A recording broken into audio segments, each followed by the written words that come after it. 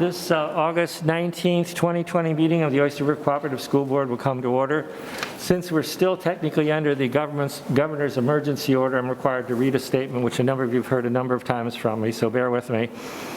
As chair of the Oyster River Cooperative School Board, I find that due to the state of emergency declared by the governor as a result of the COVID-19 pandemic and in accordance with the governor's emergency order number 12, pursuant to Executive Order 2020-04, this public body is authorized to meet electronically. Please note there is no physical location to observe and listen contemporaneously to this meeting, which was authorized pursuant to the governor's emergency order. However, in accordance with the emergency order, I am confirming that we are, A, providing public access to the meeting by telephone and additional access possibilities by video and other electronic means. We are utilizing Microsoft Teams for this electronic meeting.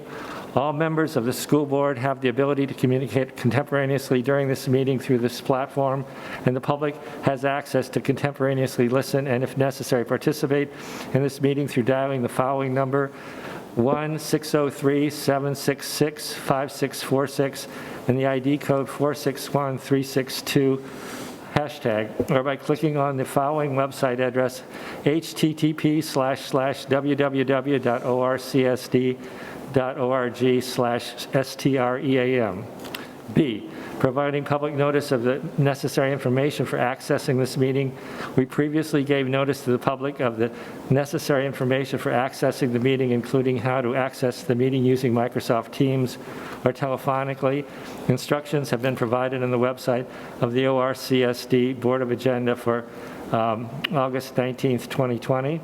C, providing a mechanism for the public to alert the public body during the meeting if there are problems with access. If anyone has a problem, please call 603-280-4202 or email at orcsd-video@orcsd.org. D, adjourning the meeting of the public if the public is unable to access the meeting. In the event the public is unable to access the meeting will be adjourned and rescheduled. Please note all votes that are taken during the meeting shall be done by roll call vote. Let's start the meeting by taking a roll call attendance. And since I don't think anybody has another person they've smuggled into the room, we don't need to say whether you're alone or not. So. It's like under the desk right here. Unless you smuggle in your spouse.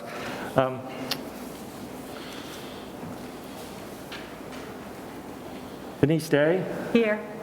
Al Holland? Here. Dan Klein? Here. Francis Narrows? Here. Michael Williams? Present. Tom Newkirk? Here. So before we get started, I have a sad duty to perform. Kenny Rotner has resigned from the board. As many of you know, he's battling cancer. He's currently at Mass General with a very difficult time dealing with the pain, and which is essentially incapacitated him, and he said he cannot continue to serve on the board. To say that this is a loss to the board is an understatement. Kenny joined the board in 2013 and has been such a great presence on the board. In my mind, he's always been the good doctor.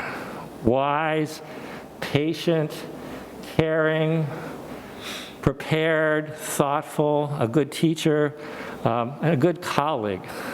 And we'll miss that, we'll desperately miss that on the board. And he was also, which that makes him sound a little too sober, I think, because he's also great fun and a great sense of humor. I don't think there's anybody who quite telegraphed his joke as much as Kenny did. He would almost begin laughing before it even got started, and you knew something good was going to come from him. And so we miss that as well. So I think there'll be time later on for maybe a more formal or maybe some ways to honor him. But I do want to, on behalf of the board, wish him well. We're rooting for you. You have a great team around you, Emma and Stacy. Our thoughts are with you, and this is a tough time for you, Kenny. I hope you're watching, and if you are watching, hang in there. We're with you, Kenny. We're thinking about you. So our first order of business is the approval of the agenda. I have two additions to the agenda. One, we need to add approval of a general assurances that Catherine has provided to us. So Catherine, maybe you can, I thought we'd put that right after the ESSER fund program, because they're both kind of compliance issues. Sure. Okay, so after Sue, you can go up. Is that all right? And then we need a process for, obviously, the replacement of Kenny on the board. So I'd like to put that after the MOU between the district and the guild. Okay. So we can talk about how we're going to go about that. So with those two additions, Do we have to add a non-public? what? We have to add a non-public? At the end, yeah, non-public. Yeah, we need a non-public. Non-public at the end? Okay. Yeah. Not a student issue, right? Yes. Okay. Okay. With those changes, could I have a motion to approve the agenda? Denise? I motion to approve the agenda with those additions. Moved by Denise, is there a second? Second by Brian. Denise Day? Yes. Al Howland? Yes. Dan Klein? Yes. Brian Cisneros? Yes. Michael Williams? Yes. Tom Newkirk? Yes, 6-0, the agenda is approved. Dr. Marks, I believe you have one public comment? I do, and I'm going to apologize to Laura before I attempt to say her last name. And Laura's public comment is really indicative of all the emails that the board has been receiving over the last 3 weeks related to sports, dozens upon dozens. Her name is Laura Vittorioso. It is my understanding that models for athletics will be discussed this evening, and I greatly encourage you to continue with the fall sports program. I live in Barrington, and I have an incoming freshman, Jack, who will be joining the Oyster River Cooperative School District. Jack is beyond excited to begin his high school journey at ORHS. Jack and our family are extremely sad but somewhat understanding of the decision to begin the school year with mostly remote learning. However, we would like you to urge you to continue with the ORHS fall sports calendar. Jack has participated in the vast majority of the boys' soccer practices and fitness trainings this summer. He has thoroughly enjoyed each and every practice, and we'd like him to continue to participate in these activities. Jack has always felt safe and comfortable at these events, and we feel that the athletic department has taken every precaution necessary to ensure the student's safety. The athletic department has been very forthcoming with information and very clear with expectations. Freshman year in high school can be one of the most difficult transitions a teenager makes. This year will be particularly difficult for all students, especially for those who are joining a new school district and a new school. Participation in sports will allow students the opportunity to become more familiar with the ORHS community, to make connections with peers, to gain a better understanding of collaboration and cooperation, and to actively engage in physical activities after spending the majority of their days in front of a computer screen. Our family feels that these opportunities are crucial parts to a successful transition at ORHS. Small cohorts of students will be attending classes in brick and mortar school buildings.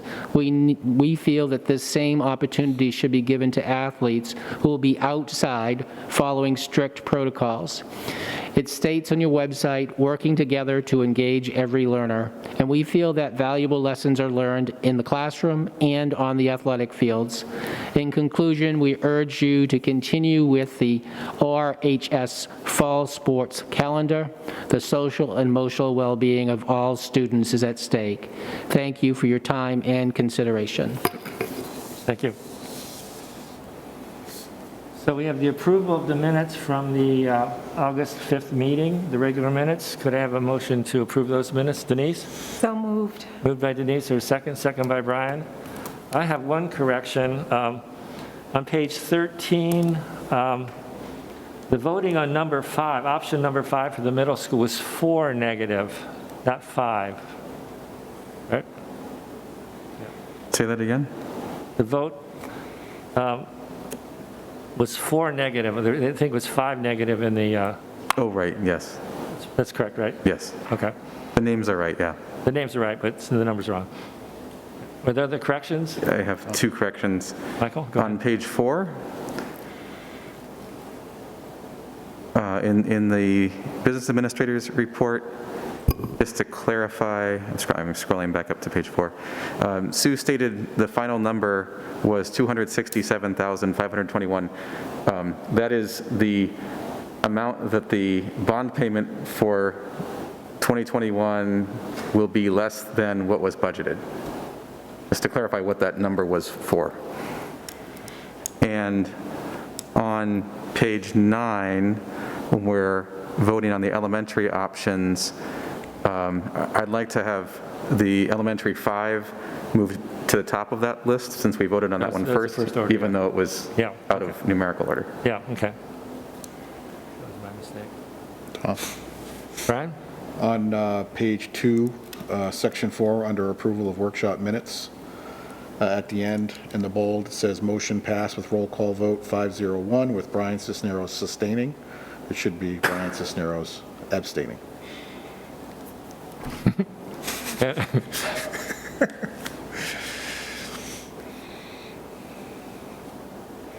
Others? Great job in a very complex meeting, Wendy.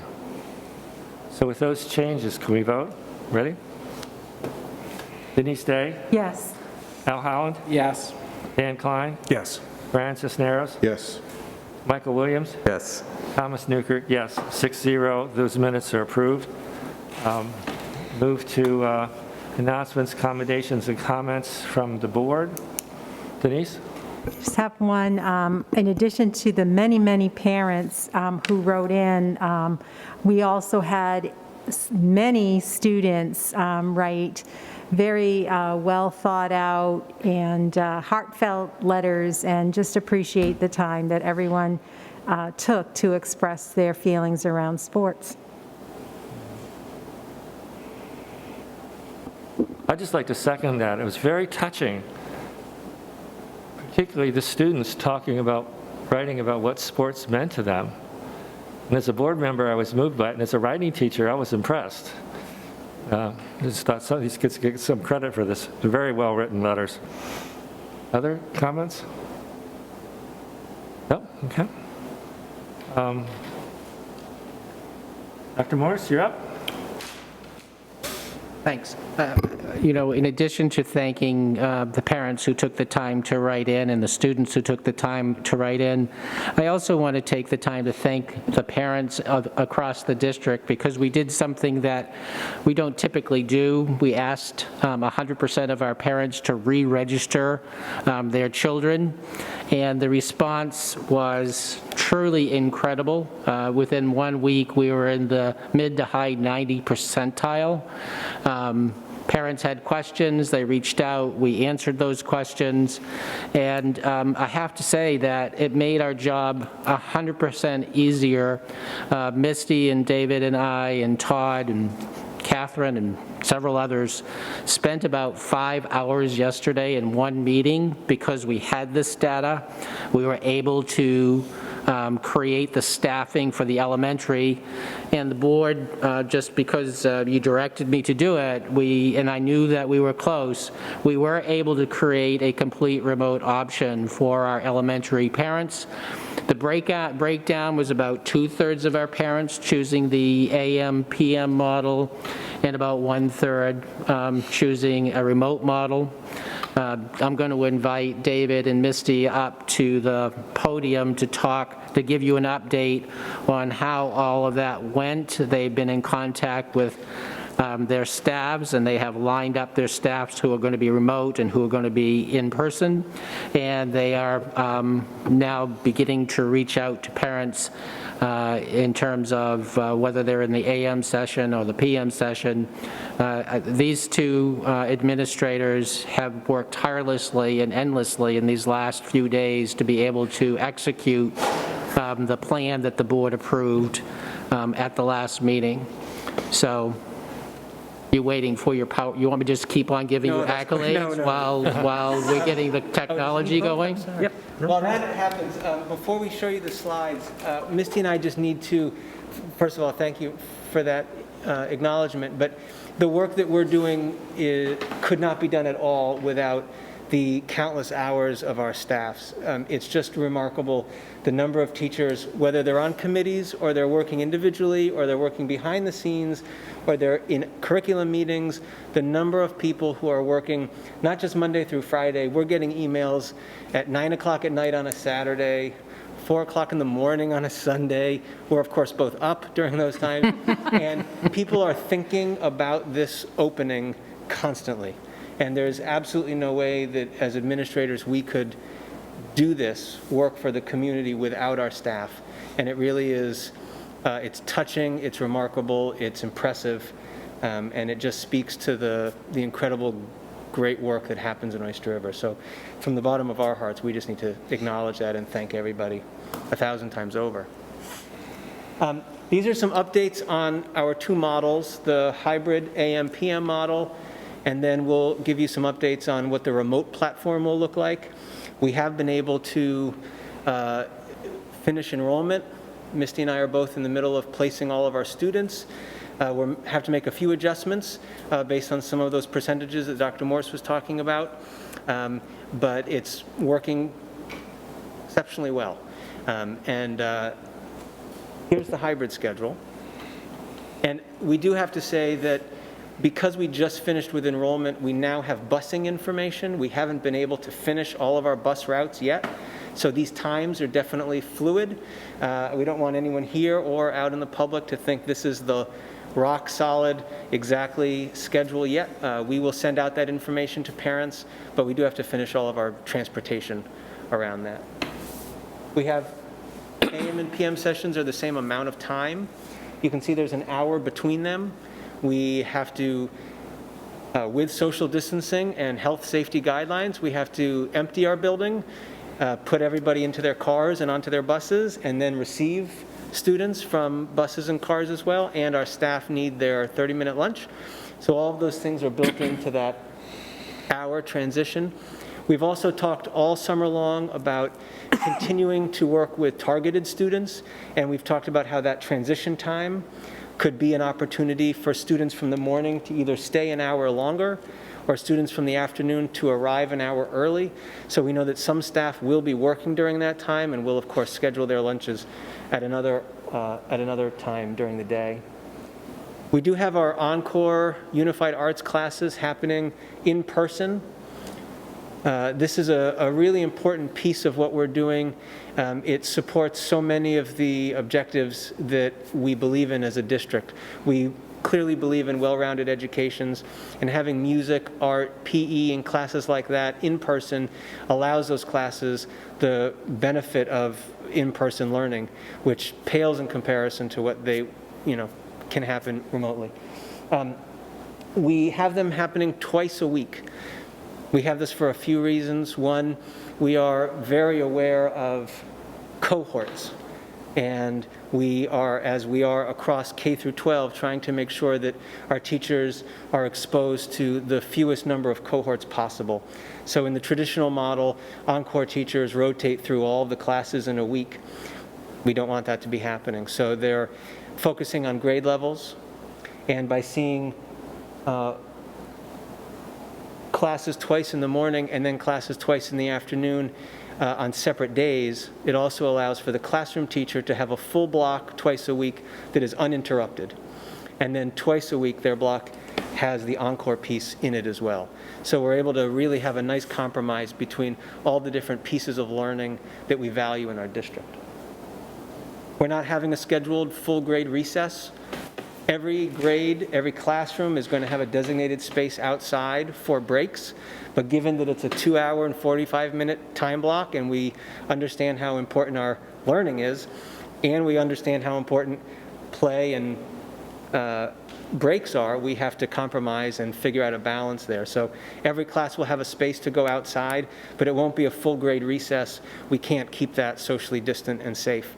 In addition to there being spaces for breaks, we are continuing, as we've talked with you and as you've talked to us, to promote academic time outside. So tents have been erected in both of our buildings. They have walls. We also have pop-up tents. We have nice weather. We can just be outside. We'll be working next week to go through all the logistics of how we bring a class outside safely and bring them back inside safely, and conduct our learning outside or inside. We do want to talk about what the at-home portion of the hybrid learning is. We did create some confusion in some of our past conversations publicly because we called it remote learning. It is very different than a full remote classroom. A third of our students are doing full remote learning. That's different than the hybrid kids who go home either in the morning or the afternoon and do work. We haven't finalized what we're going to call it. We have a big list. Elementary teachers, we are big on catchy names, so we're still working on it. But I've just been calling it at-home learning. That gets a big shrug, but it's working for now. So the at-home portion of learning is going to be a continuation of what happens in school. It might be practice. It might be preparation for the next day. It might be advanced learning based on a skill. It might be a long-term project. We're trying to make it analog. We want to make sure that students have time to do it. We know that they might not be in their home. They might be in a neighbor's house. They might be in a daycare facility. They might not have access to the technology that they need. However, there are some really excellent benefits to the platforms that we've invested in digitally, and so there will be some digital pieces, but a lot of it is going to be analog during that piece. That's basically the hybrid schedule. Before you move on. Oh, sure. Can you explain the encore schedule again? It sounds like students are not going to have every encore every week. Is it alternate weeks, or how? I couldn't understand how that blocks out. Sure. Sorry, Michael. It's a good question. They're going to have, the encore teachers are being assigned almost completely to a grade level for the quarter. And then through the year, they will rotate. That way we can keep them embedded in a certain grade level, and throughout the day, they have their materials, because remember, they're going to classrooms. Classes are not coming to them. So they're going to be focused that way. And then after the quarter, they would switch to a different encore. So students will have only one of the 4 During the quarter, yes. for the first 9 weeks. X number of weeks. Okay. Very similar to the old middle school model, Michael, where they were exposed over the period of the year. And in conversations with encore teachers, there's the other piece, which is how do we get to know all of our students? And how do the students get to know us who aren't in our cohort for that quarter? So we've had conversations about ways that they can create videos, ways that they can say hello, ways that they can still interact with students, but they're teaching one grade level for that time.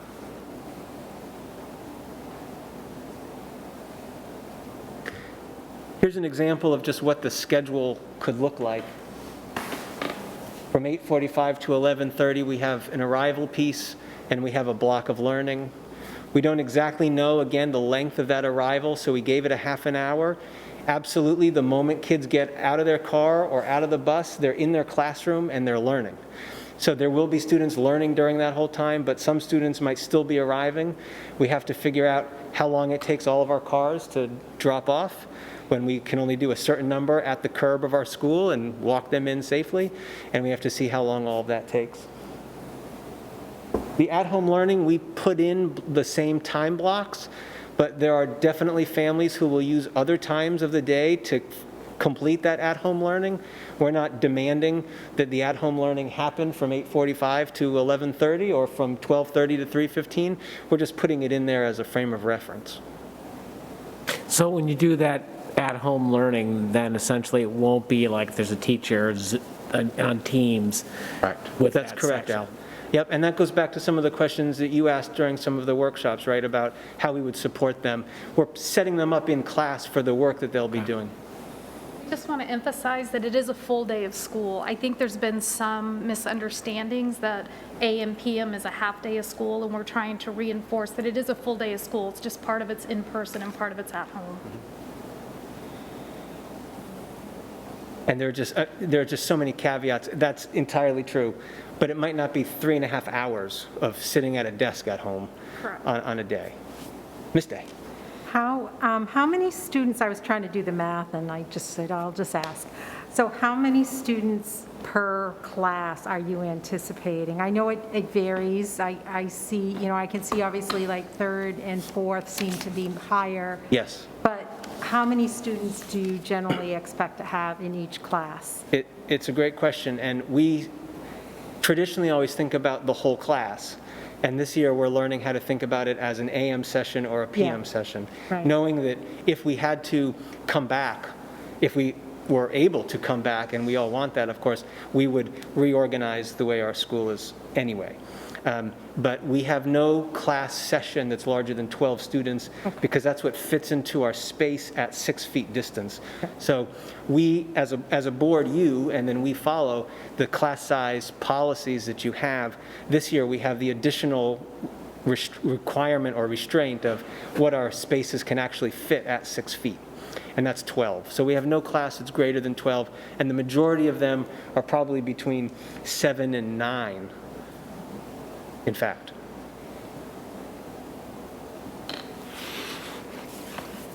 You In have order- down here too, other. Say that again? You have down listed, you have homeschool and you have other. What encompasses other as far as your So population? there's a host of options there, does that- Brian. Some are homeschooling. Live and Learn is offering a K through 4 program this year, so I think I talked to them today, and they're looking for, I think, in the low 20s as an enrollment, maybe more, but I'm trying to remember that. Some families are choosing to create kind of a unique arrangement among themselves, where they're asking for temporary relief from attendance, but they still want to stay on our enrollment books, hoping that we'll open further. So there's just parents are incredibly creative, and they have, VLAX? oh yeah, VLAX. So there's just a whole lot of options going on that parents are reaching out and saying, can we do this, can we do that? So the others are the families that are thinking differently than either option we have. Okay. And you talked a lot earlier in the meeting about the emails you've gotten from families about sports and other things. We've gotten, of course, a considerable number of emails from parents really asking wonderful questions. We're trying to make a decision. We have some questions. We need some details. We've answered them, and then they're able to make a decision. And I think that's a really great process. You know, we have some restrictions on what we can provide and what we can do, and we're explaining that to everybody, and they're understanding what their situation is, and we're working together to try to make a solution, which is pretty inspiring. Here's some information about remote learning. This is if you have chosen the remote model. You are not coming into the building. You have a remote teacher. It's not the same teacher as a hybrid teacher. We have remote classes at every grade in both buildings. In some grades, we have multiple remote classes. The first time we showed these slides, we realized we've created a little confusion because we showed one schedule that had like 6 or 7 live sessions on it, because we were showing you all the different ways that students could connect live face-to-face with their teacher over Teams. Because that was a big piece of the response from the spring. We need to make sure that all of our kids every day are seeing teachers on Teams. But it was confusing because we never meant to say in any one day you would actually have to be on Teams 7 times. So we're going to show it to you a little differently today. We are continuing to work on the final expectations. We have them in a general form for K2 and for 3-4. And next week, when all of our teachers return, we need to make them more specific at each grade level. And then we'll be able to work with them and send out other information to families. But you can expect at least 2 live sessions a day. That could be direct instruction. It could be an open circle or other SEL activities. It could be some extension problem solving. It could just be a check-in to say, hey, how you doing with remote learning? You know, that's an important conversation with all students, especially with our youngest ones. We are continuing to talk about how we take attendance, how we have accountability. This is different than in the spring. Parents have chosen to enroll in the remote model. So we expect them to be there. We expect them to work with teachers. We expect them to do that work. Of course, there will be some families that have specific needs, and as a district, we always are responsive to them and we work out a system. But the vast majority of the expectation is to be there, so we will be working on attendance and accountability, things like that. Here's an example of what a schedule could be over the course of the 4 days. The yellow and the greens represent opportunities for live learning. You notice there are 2 open circles and 2 morning meetings. It's 2 open circles because that's the way that program runs, except in the beginning of the year when it would be all 4 open circles. You could see a small group instruction time for math at some point during that morning block. It would not be an hour with young children. It would be maybe 15 minutes with 4 of them, and then they go off and work, and the teacher then meets with the next group, et cetera, et cetera. That's the 2-day of UA Encore. You could imagine a literacy live session as well. So this is just another example of what the expectations would be for remote learning. Questions from the board? So my intent tonight was to have Misty and David bring you up to speed, and given the length of our agenda, I would have the middle school and high school do that at the next meeting.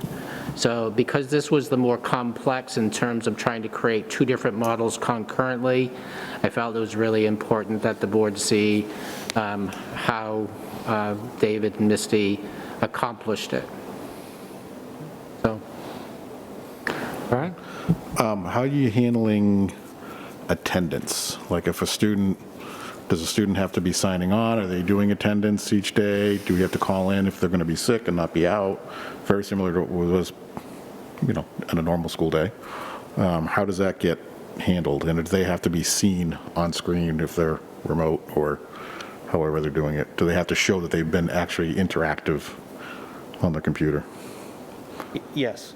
Yes to all of that. We are still figuring out the details to exactly how it will work every day, but both of those things could be ways that we have accountability.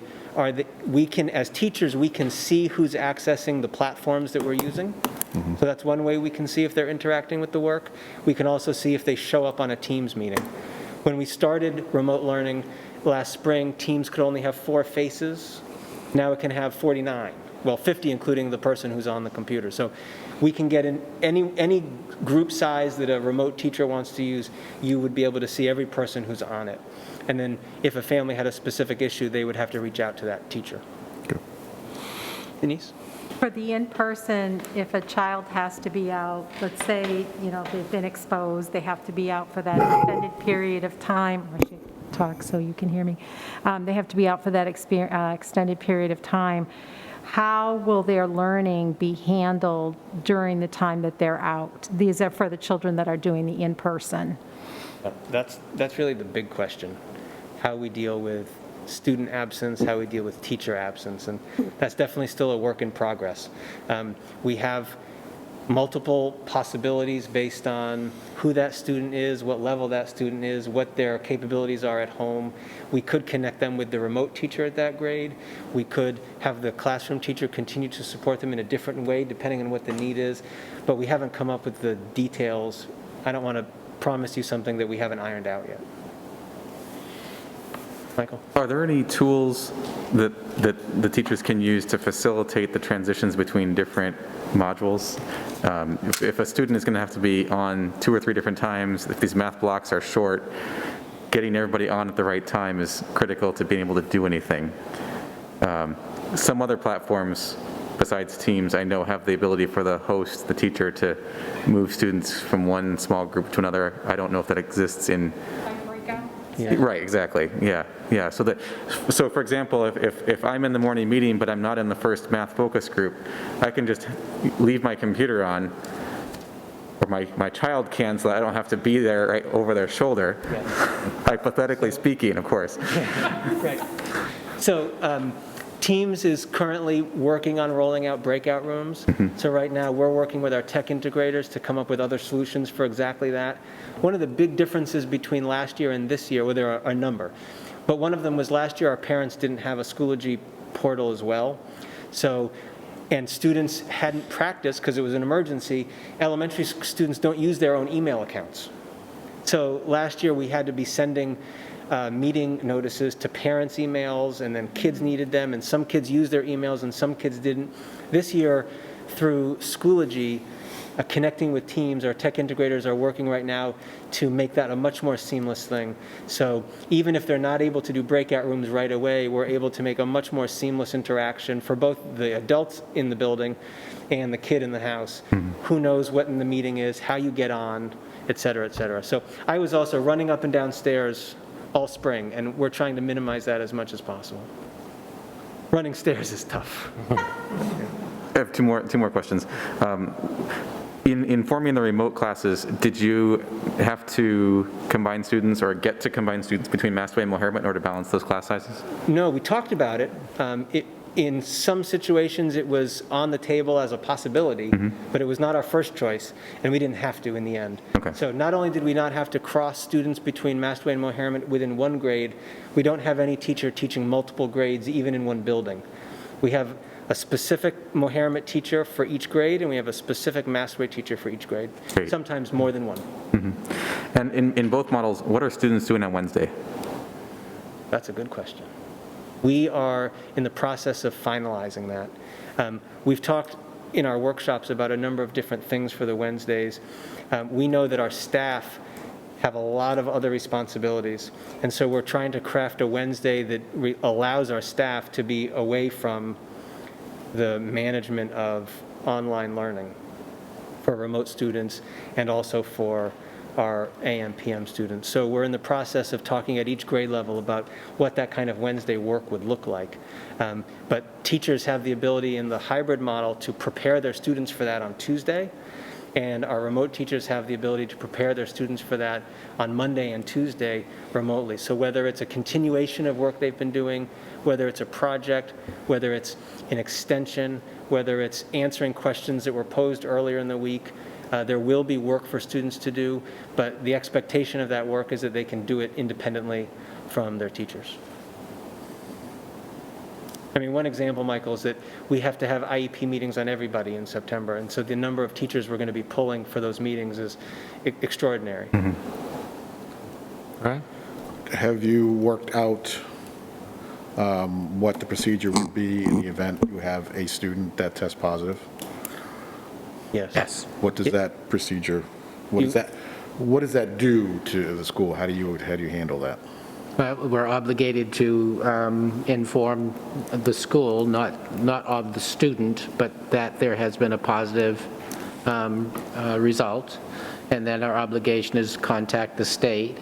And the reason that we work so hard on creating cohorts is because the state is going to ask us who was that student exposed to, and we'll provide the state with the list of contacts, and then the state is 100% responsible from that point. Well, I guess my question is more, if that child was exposed to the cohort, does the cohort get quarantined? Yes, Okay. That's Just the the whole- cohort, though, not the whole school. correct. So we don't shut everything down because one, It should not. However, The there's, state could say. outside of our control, there's the reaction from the parental community about an active case. But the way that Misty and David have established their cohorts, it should only impact that morning group or that afternoon group of students and the staff that interacted.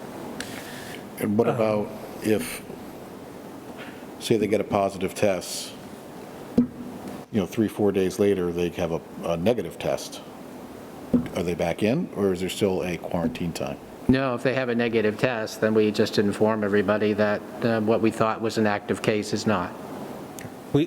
We've just received the incredible work that the entire nursing staff and Catherine have done all summer to create all of those protocols, and so we're still going through them now, but we'll be spending a lot of time next week with all of our staffs to really go through that, because we all need to be on exactly the same page about when this presents, this is what we do. It's very different than in years past. As a teacher, when you say, well, I think you're okay, it's really just a bellyache because you don't like math. That can't happen. We have a very different system this year, so we're going to be really working through that a great deal next week so that everybody knows exactly what the protocols are. And then, of course, the protocols have changed since we started, and so they'll probably continue to change. So this will be an ongoing piece of our professional development on Wednesdays. What is the latest information about and guidance about how we keep everybody, our staff and our students, safe? Yeah? So cohorts only exist in the building. Obviously, transportation being the layer just outside. To assume that a positive test case only impacts a specific cohort, or it could be limited to It'll that also cohort. impact whatever, if the child came on a bus, Right. that would be impacted. Yeah. If a child was playing athletics at the Yes. high school, that Right. becomes, Right.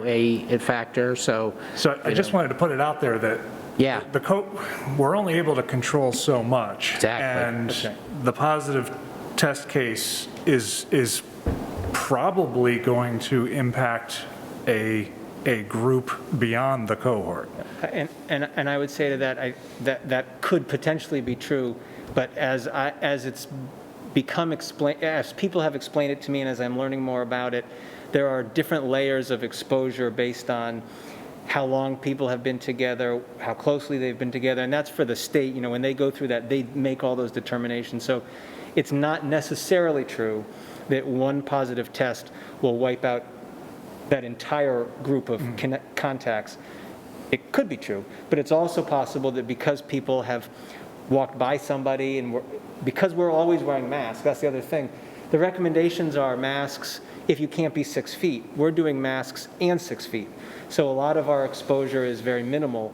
So there's the potential that as they do that contact tracing, they'll say, oh no, you're fine, that bus is fine because everyone's out in their own seat with the windows open and masks on, as opposed to everybody sitting together on the bus when the whole bus would then be wiped out for more than 10 minutes. So we have all those variables that we just have to take the lead from the state when they do their work. Well, and locally, the lead would be the school nurses. They're making the contact to the state, and they'll be working with the state. So the plan that we developed, the COVID plan, our response plan, outlines all of that. And so it's just really important that we follow the plan. There's one plan that impacts Mastway, Moheramet, the middle school, in the high school, and the SAU, and the maintenance building, and the bus garage. It's not 4 different plans or 6 different plans. We worked tirelessly all summer to come up with a plan that applies everywhere, so everybody would know the protocols. And I think the nurses did a really great job, and if that's an interest of the board, I'm sure they would be more than glad to come and do a presentation at the next board meeting, so you can ask them, very specific questions about that work. So I wonder if we could move on to, thank you very much. Thank you. So we'll do the same thing with the middle school and the high school at the next meeting. Thank you, guys, you did a great job. Just a really easy one, update on hiring. We have no open positions at this point, and positions that do open up, I am in conversations with the principals and the directors as to whether in the established models of the school board we need to have a given position replaced. So to give you a sense of that, we have 114 children who will use the bus at Moheramet and 139 children who use the bus according to their parents in the survey. Normally that's more than twice that, significantly more than twice that. And so, right now, Lisa has 29 drivers, full staffing is 31, but we're leaving those 2 positions unfilled. So every time there's an opening, I'm talking to the administrators, is this position necessary given the model we're working? If it is, we move forward and fill it. If it's not, we leave it unfilled. As the board changes the model, and we get to October 21st and the board is ready to move to the next level, I'll need to revisit those staffing issues. So it's a very dynamic conversation as we're entering the school year. So hiring is in good place. And just to update the board, the Anti-Racism Committee did meet. It was an organizational meeting. Denise participated. Really great conversation for 90 minutes, and we're thinking that we'll meet probably every 3 weeks. And our goal is really just how do we expand this conversation into the greater school community, but also into the 3 towns themselves, because, this is an effort that is way bigger than just, a little school system in New Hampshire, and so we need to engage a much bigger conversation. We'll need another board member for that. So if any of you are Yes. interested, just let me know. Probably select that next meeting. And that's my report, Tom. Sue?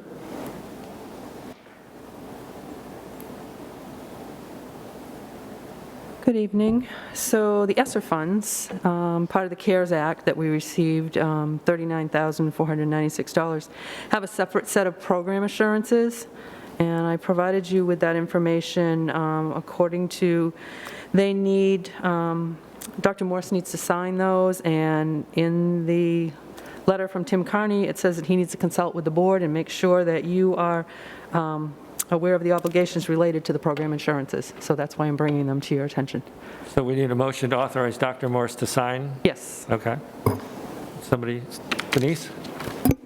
I motion Dr. Morse to sign the ESSER, what's the fund? Program assurances. I'm sorry, Program assurances. program assurance. Moved by Denise. Is there a second? Second by Brian. Is there discussion, questions for Sue?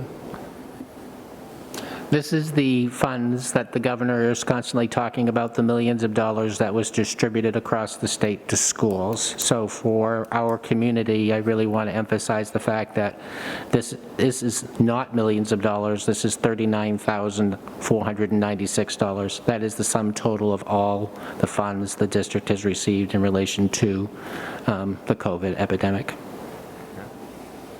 Denise Day? Yes. Al Holland? Yes. Dan Klein? Yes. Brian Cisneros? Yes.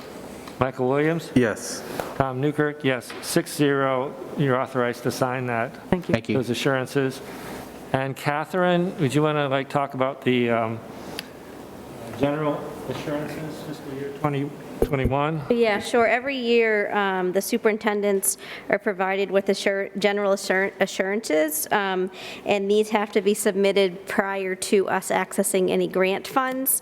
And last school year, there was a change in that the school board chair also needs to sign the assurances and initial each page. So in addition to Dr. Morse signing this document, we also need the school board chair to do the same. And these are all related to assurances that we must, follow in terms of for our school district to provide programs through our grants. Questions for Catherine? So we need a motion to authorize both Dr. Morse and myself to sign these assurances. Denise? So moved. Moved by Denise, second by Brian. Further questions? No? Denise Day? Yes. Al Howland? Yes. Dan Klein? Yes. Brian Cisneros? Yes. Michael Williams? Yes. Tom Newkirk? Yes. 6-0 was, so we will sign and I will initial. Okay, at the end of the meeting, is that all right? Okay. Okay. Finance Committee? So the Finance Committee met, I believe it was last week, I'm losing track of everything. So we started off really talking about the budget process and how we would get to a budget goal and what the budget meeting in October would really look like. A couple of things to keep in mind, which Sue will tell you, it's there's some unknowns that we're not going to know. What exactly we owe for the retirement system, what our health insurance is going to be, and later in November what the student aid is going to be. But that being said, I think there's been a great deal of uncertainty when we write our budget goal. It always comes down to what impact means, and we begin to go down this road of talking about taxes, which is a rather complex issue that involves the municipalities. And so what we were hoping to do is that we're going to meet again September 9th, that we would begin to work on language of the actual budget goal that we could bring forward. I believe it's the 16th, coming to the full board. It's just really to try to provide some guidance and clarity to the discussion. As I said, tend to think in terms of the change in the budget from last year and how we're offsetting it with our emergency funds. I think the tax issue is a much more complex issue because then you get into the apportionment formula and exactly how much aid impacts that. And I think as we talked about that, that's probably a discussion to have in November with the municipalities. Our ability to offset taxes are limited because we just don't have enough money in reserve. And so really it's going to become a conversation about the overall tax impact of the municipal budget and the school budget and how the town's funds, reserves funds, can be used in conjunction with ours to kind of offset the impact. That said, we also talked about 3 scenarios that we're really looking at. One would be a 2.5% spending increase from last year. One would be a 3% increase, and one would be a 3.5% increase. And so when we have that discussion, we're also going to have to decide about like offsetting revenue and how that falls into it. I think that will change the budget meeting dramatically. Rather than each level coming and kind of giving us the story of their year, we're going to look at 3 scenarios and see what's in your budget and what's not in your budget at those 3 levels, and we're going to begin to prioritize what we can live with and what we can't. So it's not necessarily, it may mean that the elementary level has a higher need than the middle school or high school, and that moves to a priority, or conversely, it could be the high school's higher. But it'll be more of a defense or scrutiny of what those 3 levels are and what they mean. So it's kind of a change from where we were in the past. I think it'll be a better way to do it. Cash flow update, of course, Brian asked about that. Do we have enough money coming in from the bonds and filling everything? And I believe we do. The question really down that is when we get the second bond, but it seems like everything is okay. Other thing we discussed was using the bond savings to pay for the PPE, which we appear to have the money to do. And I think that covers pretty much everything. So again, the 16th, we'll be coming back to you, and I assume that's when we'll like haggle over the budget goal. Denise? So regarding the workshop, I personally really appreciate the comprehensiveness of it. I feel like it's the one time when we do get everybody in the room to talk a little bit about their particular area. Personally, I find it very helpful. And while I certainly appreciate the complexity of this, part of me is thinking that's kind of what the behind-the-scenes stuff that the Finance Committee can be working on, so that we don't have to get away from hearing from everybody. I just really like the format that we've been using these last several years. Well, you'll still get to hear, trust me, when you're going through everybody's budget and you're making differences of like $500,000, you're going to hear a lot about what they think is really important, and you'll hear about their story. It's just that this time, rather than just the story with none of the numbers behind it, we're going to have the numbers kind of up front with it, because you're going to have, we as a board are going to have to make some difficult decisions about priorities. Other questions for Al? I think one other thing that we intend to do is, as we get to the end of our process and start to zero in on where we are in November, once we have all the pieces of our revenue side and the major expenses that are externally driven, we want to sit down with representatives from the 3 towns again in November, if possible, or as soon thereafter as we can, so that we can kind of share where we're at with our process. They're in the early stages of their processes as well for Lee and Madbury, and the late stage for Durham, because it's a different calendar. And the idea being that there can be a little bit more synchrony in terms of how fund balances and capital planning and major expenditures can be understood between us and the towns that are part of the district. Yeah, I think that's important because, well, I mean, it's unique because I do both, but we tend to think of them in isolation or in different silos, and they're not. Our ability to mitigate the tax impact really is a cooperative effort.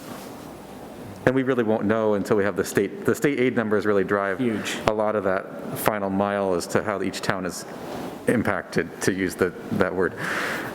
So can I understand you say that the issue of impact is very nebulous because how things play out in each town, it's really hard to set a goal around that, but we can set a goal around it in terms of our own budget, in terms of revenues. We're going to expecting increase in revenues and expenditures, and that should be kind of confined to that. Yes, but with the idea that we're going to come back and deal with the tax impact later in November. Yeah. But the budget goal will not be around tax No. impact. Okay. It'll be an all-in, at least the way we're discussing it, it would be an all-in inclusive of additional warrant articles and, Yeah. bottom line spending. Good. I think that's good. Okay. Thank you. Okay, now move to the major order of business this evening, which would be the models for Oyster River athletics in the fall. So Andy? Maybe just, I'm sorry, before you get started, I think that we'll operate pretty much similar to what we did last meeting, in that Andy will present and we'll, and he some general points to make. He has, I think, 5 models. Yes. And we can, ask questions about these models, and then once we get to the point to vote, we'll do the repeated voting, going through each model, yes or no, everybody getting 1 vote. And if any of the options gets 4 yeses, that's our choice. Is that agreeable? Okay.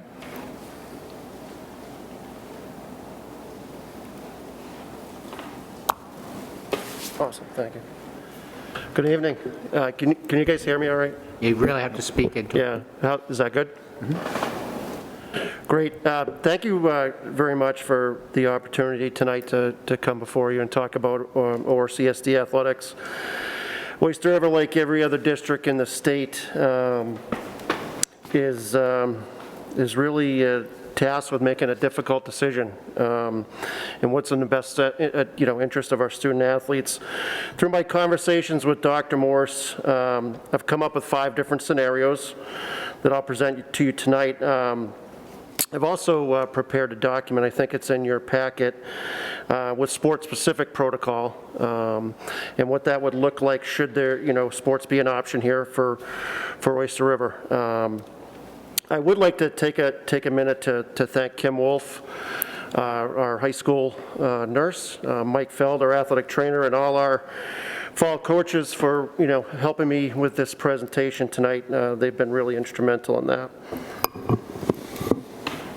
So as I began thinking about presenting to you tonight, I came up with some essential questions that in my mind really needed to be answered.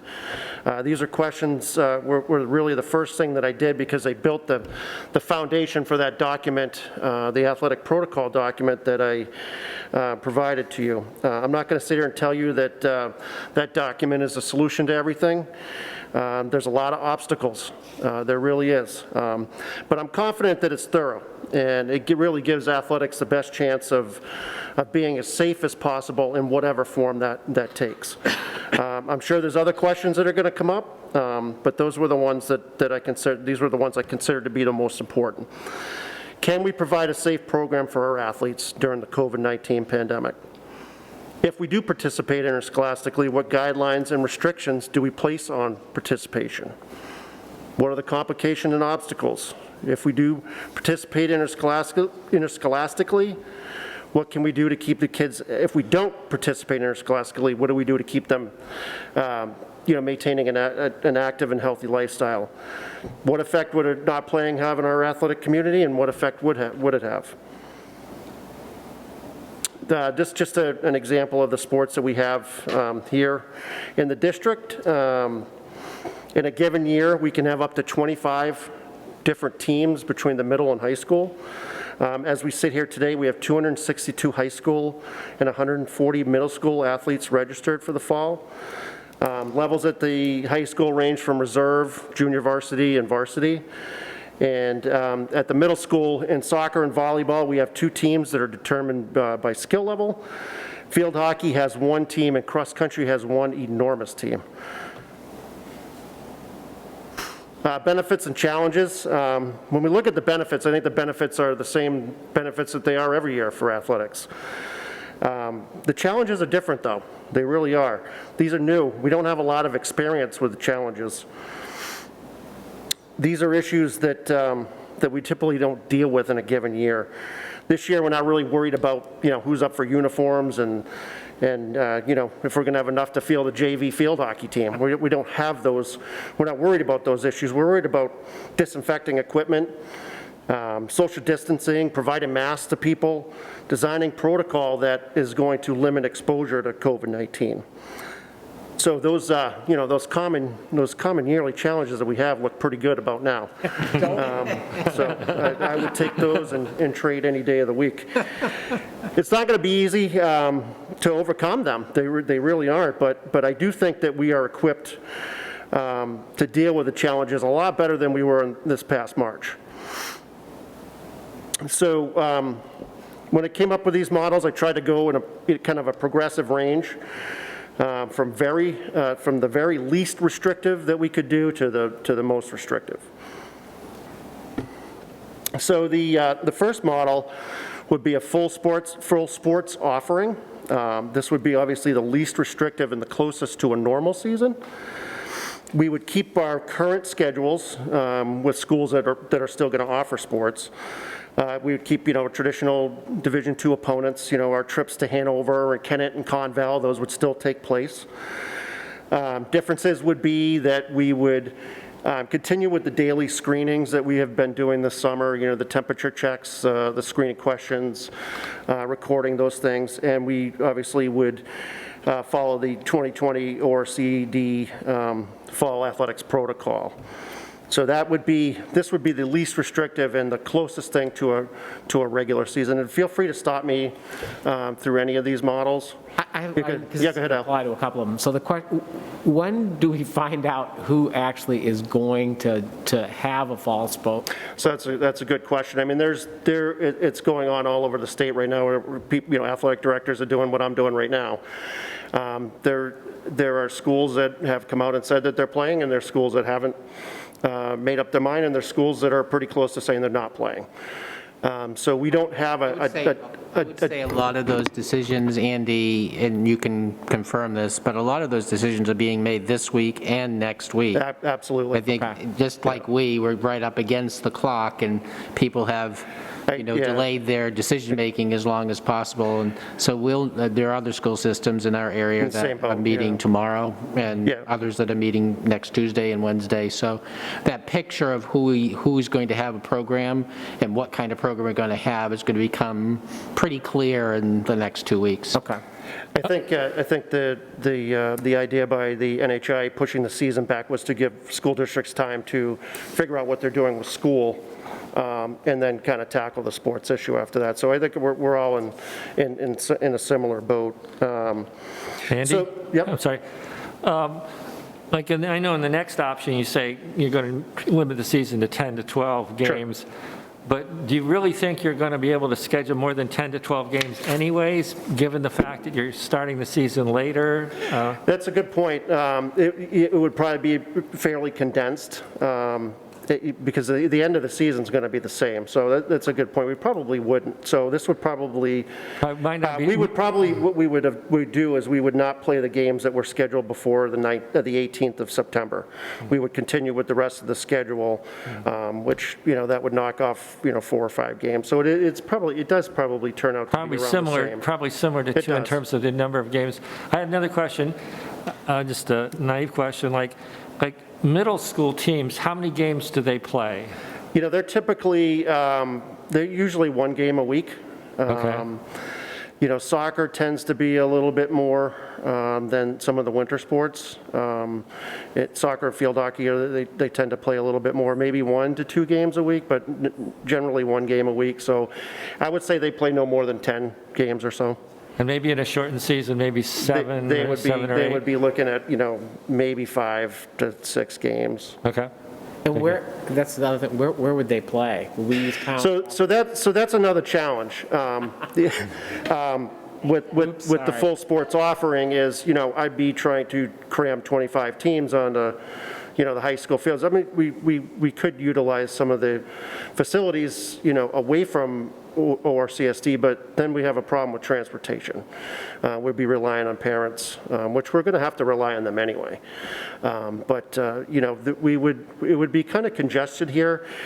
We would need to really stagger things. We would be utilizing our lights for sure,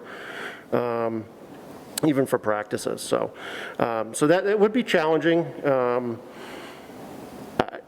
Yeah, it would be challenging. Have you had any discussion with the towns about using town facilities for? I know Bill Sullivan has. Yeah, so he has, and that's, I haven't talked to him in recent weeks, but he had conversations about using those fields. Most students are not going to be in the building during the day anyhow, so it's not like they're just going from here outside. They're going to be coming from home. Right. So if they're going here or going to another field, I don't know if that makes a difference. It probably doesn't. It probably doesn't.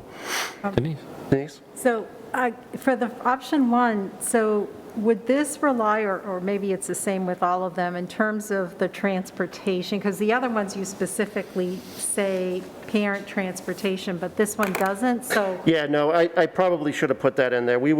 I think transportation, and just in my discussions with Dr. Moore, I think it's really going to be a challenge. We're really going to have to rely on parents. Okay, so even in. And that's one of the reasons you'll see in the next couple of slides that, we look to potentially do things on weekends, Right. Which we don't typically play a lot of games on the weekends, but, that certainly could alleviate some things for parents as, transportation-wise.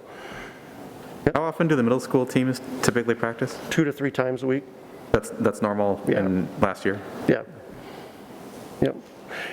In a perfect world, in non-COVID, we were looking to expand that for our middle school teams to be practicing more. We want them practicing more, but obviously that wouldn't be something that we'd be able to sustain during this time. So in normal times, school sports typically happen during the week after school. Yep. And parents who choose to have additional travel programs, that sort of thing, they tend to happen on the weekends. Yep. With this sort of shift and looking at weekends, have you gotten any sense of how that might? I think it would have a bigger effect at the middle school than the high school. Okay. I think the club teams in normal times at the high school level work around the high school. Right. So they're going to take whatever is left over from the high school. So if we're playing on the weekend, they would find additional places and times to play. Because kids tend to, they're going to prioritize, they have to in the NHIAA, your school team has to come before any club. It's a rule. So our high school students prioritize high school sports over their club sports. At the middle school, who knows? I don't know the answer to if we had some sort of middle school program on the weekend. I don't know how well it would be attended. I don't know. Right. Let's figure that one out next year. Yeah, exactly. Anything else on that one? Okay, so option 2 would be a hybrid with high school interscholastic competition only. Varsity, junior varsity, reserve would participate in a modified schedule, 10 to 12 games. The varsity teams would be eligible for postseason play. Assuming these schools play, we would try as best we can to play regionally. The NHIA has kind of given us carte blanche into how we schedule. They've pretty much thrown everything out the window and just put it on schools to, play who, where, when, how you want. We have a lot more flexibility in who we play regardless of division. For example, Exeter and Winnacunnet, Dover, they're typically Division I teams. And Newmarket would be a Division IV team. But we could, play regionally and play all those teams, and those would count towards the. Andy, and I would want to add there that that's a common conversation around the state to keep the teams close to home. So normally we'd go to Hanover. Right. That wouldn't happen even in the first option because the superintendents They're all doing the same thing. keeping people close. Yeah, so, as regional play as we could make it, I think would be the most ideal. So Jim, what you're saying is that Yep. regional, even option one will probably be regional. Yeah. it That's would. what I'm saying, because I think that the school systems that are supporting sports want to be supporting sports, but also want to make sure they're playing within their geographic region, because we have a better understanding of the region we live in than, say, something that's happening south central or southwest. Yeah. So Denise, go ahead. Well, and the other thing with that is in terms of, we're asking parents to do the transporting, and certainly it's a lot easier if we're talking, within a 20-mile or 30-mile or whatever, compared to going across the state or up to Kennett and North Conway or something like that. So that makes a lot of sense to, as much as possible, try and stick And Andy, regional. correct me if The I'm other wrong. thing with that just is that a lot of schools too, if they are allowing athletics, are not allowing spectators. So parents, a parent's not going to want to drive all the way to Kennett and sit in their car for 2 hours and wait for the kid to be done playing. So that's another advantage to the regional. And in terms of the varsity kids, the varsity sports, the NHIA's made a decision, and correct me if I'm wrong, but haven't they decided to do open tournaments? Yeah, it would be an So open tournament at the end of the. We would have to play a competitor within our division. No. But in this case, it makes no difference. Right. You could be for either play, model, right? yeah, I mean, you could play all Division I schools and go 0 for 10 and still be eligible for the postseason. They've kind of thrown all of that out the window as well.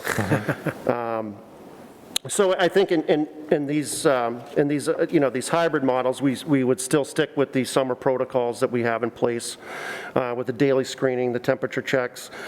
I even put in the athletics protocol document about potentially even schools that come here checking temperatures as they get off the bus. A lot of schools are doing that. So, and we as athletic directors have agreed to that. When we go to another school, if that's what the other school is saying needs to be done, that's what we're doing. So, yeah, good.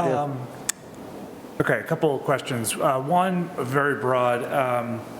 Dr. Morris, you work very closely with our staff through the respective bargaining unions to assess what number of faculty, staff would be disinclined to be in person.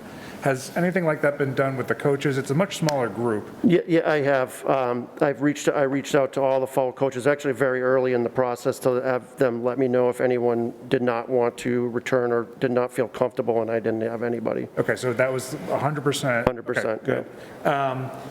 In terms of options 1 versus 2,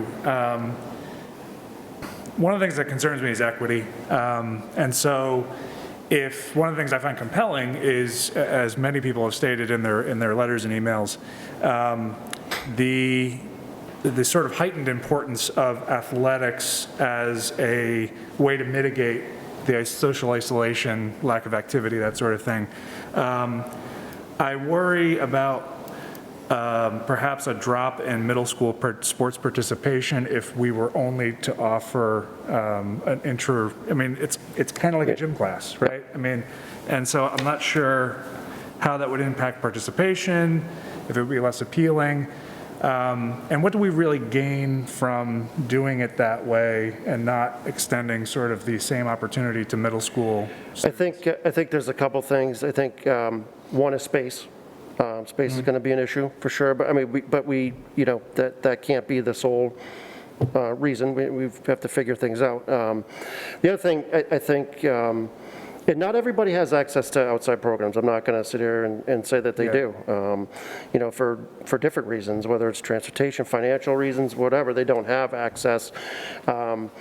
What we do find is in the middle school, kids tend to, gravitate towards youth programs a little bit more than they do at the high school level. So I think that was kind of the reasoning there, but I do understand what you're saying, Dan. Just to play devil's advocate on the space issue, if we were doing a strictly in-house model, that would heighten our need for space or exacerbate the scarcity of space? It would, Or am I wrong? it would take, other than game days, other than playing games. Okay. Yeah. Okay. And, because you can use half of a field for one group and half of a field for another group and still socially distance, but when you're playing a game on that field, it takes the whole field out of play. So it does limit, there's creative ways to do it. Okay. So essentially, just the only difference I see between 1 and 2 is like, 2 is like essentially high school. High school interscholastic. 2 allows the 4 teams, was it the 4 teams that compete with other? Say that again? How many teams compete with other teams? So in option 2? Yeah. So you would be looking at, there would be 3 high school boys soccer teams, there would be 2 Yeah, okay. girls soccer teams, there would be 2 field hockey teams. I'm sorry, I'm not asking my question right. How many, it's right up here, I guess. You have 4 teams in the middle school that might want to compete with other schools. So basically the only difference between 1 and 2 is that those 4 teams would not be able to compete with other teams from other towns. Is that right? Correct. Okay. Right. Anything else on option 2? Option 3 is very much the same. It's essentially the same as option 2, except it would just be limited to varsity sports only. So JV through middle school would essentially be a intramural type program. This option would reduce the number of teams from 25 ORCSD teams to 7 ORHS teams. We could also potentially offer a strength and conditioning program with our athletic trainer, Mike Feld, who's a certified strength coach, so that would be an option there. But basically the difference between option 3 and option 2 is it would just be a varsity-only competition schedule. And then option 4 would be no interscholastic competition at all. Varsity through middle school would participate in an intramural-based program 2 to 3 times a week. We could do small-sided games, try to set up some in-house tournaments. There would be no interscholastic competition. NHIA fall sports would be canceled.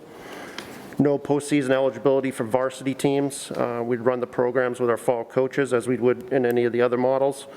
And again, the athletic trainer could potentially offer a supplemental strength and conditioning program.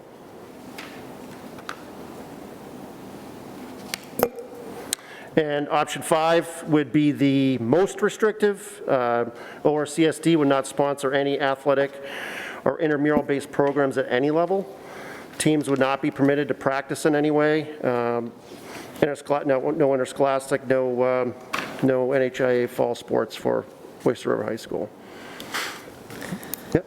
So again, just trying to understand the difference between option 1 and option 2. And so what you're saying is option 1 is going to be tight for space because the middle school will also be engaged in competitions, basically, in games. Yeah, we'd have to find a place for them to play games. You'd have to find a place, all right. And that's not to say that it couldn't take place at Little River or Tibbetts or that.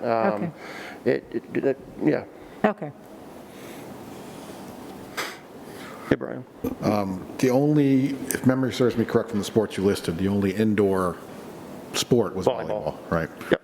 I think the NHIA came out with some pretty good standards. They did, and how to handle that. If you could share that with everybody, that would be nice. Like as far as what I know they're like cleaning the ball, sure. where the teams sit.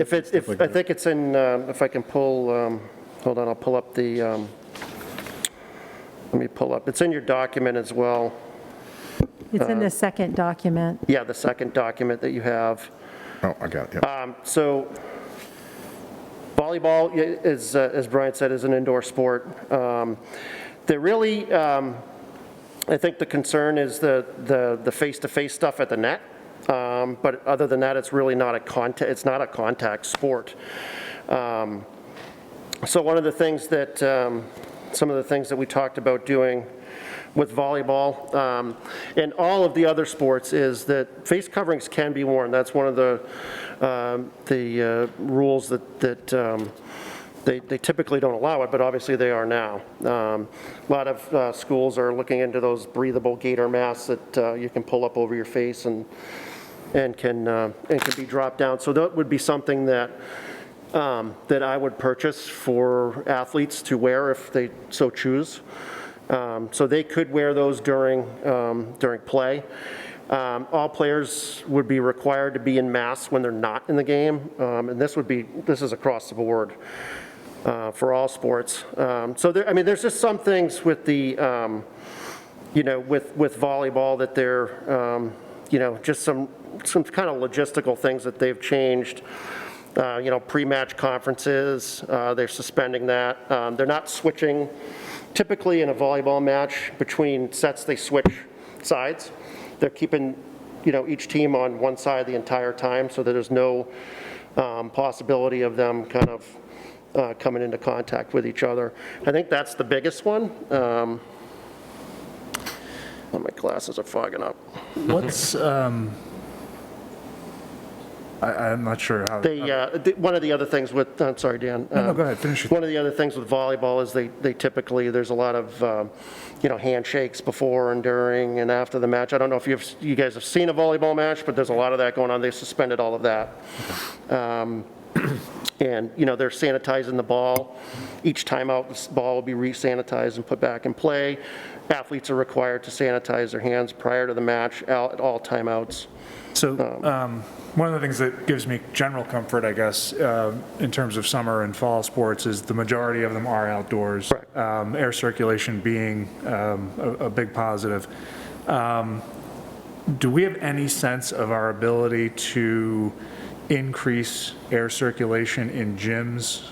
So what we've done in the past, because obviously in August it gets really hot in there, we've opened up all the doors and we have these big giant fans that we've used in there that have we've used to kind of blow the air through. Right. That's helped. Except in the COVID environment, we cannot use those fans. Oh, we can't. Okay. Air out, but not on. Yeah.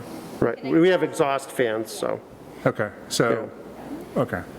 The effect would be the same, though. It would pull air out as opposed to blowing it. Yep. Okay. Andy, in terms of the NHIAA, have they given you any guidance in terms of spectators? No, it's up to each individual district. My thought was to only allow spectators in the form of parents. I would do a screening with parents as they came into the building and into the facility, as we do with the players. We would not allow visiting spectators. A lot of schools are doing the same thing. So we would only allow our parents. We would allow students at games. So it would be basically the two teams and the Oyster River parents. So my question really, so when they categorize sports, they do lower risk, moderate risk, and higher risk sports.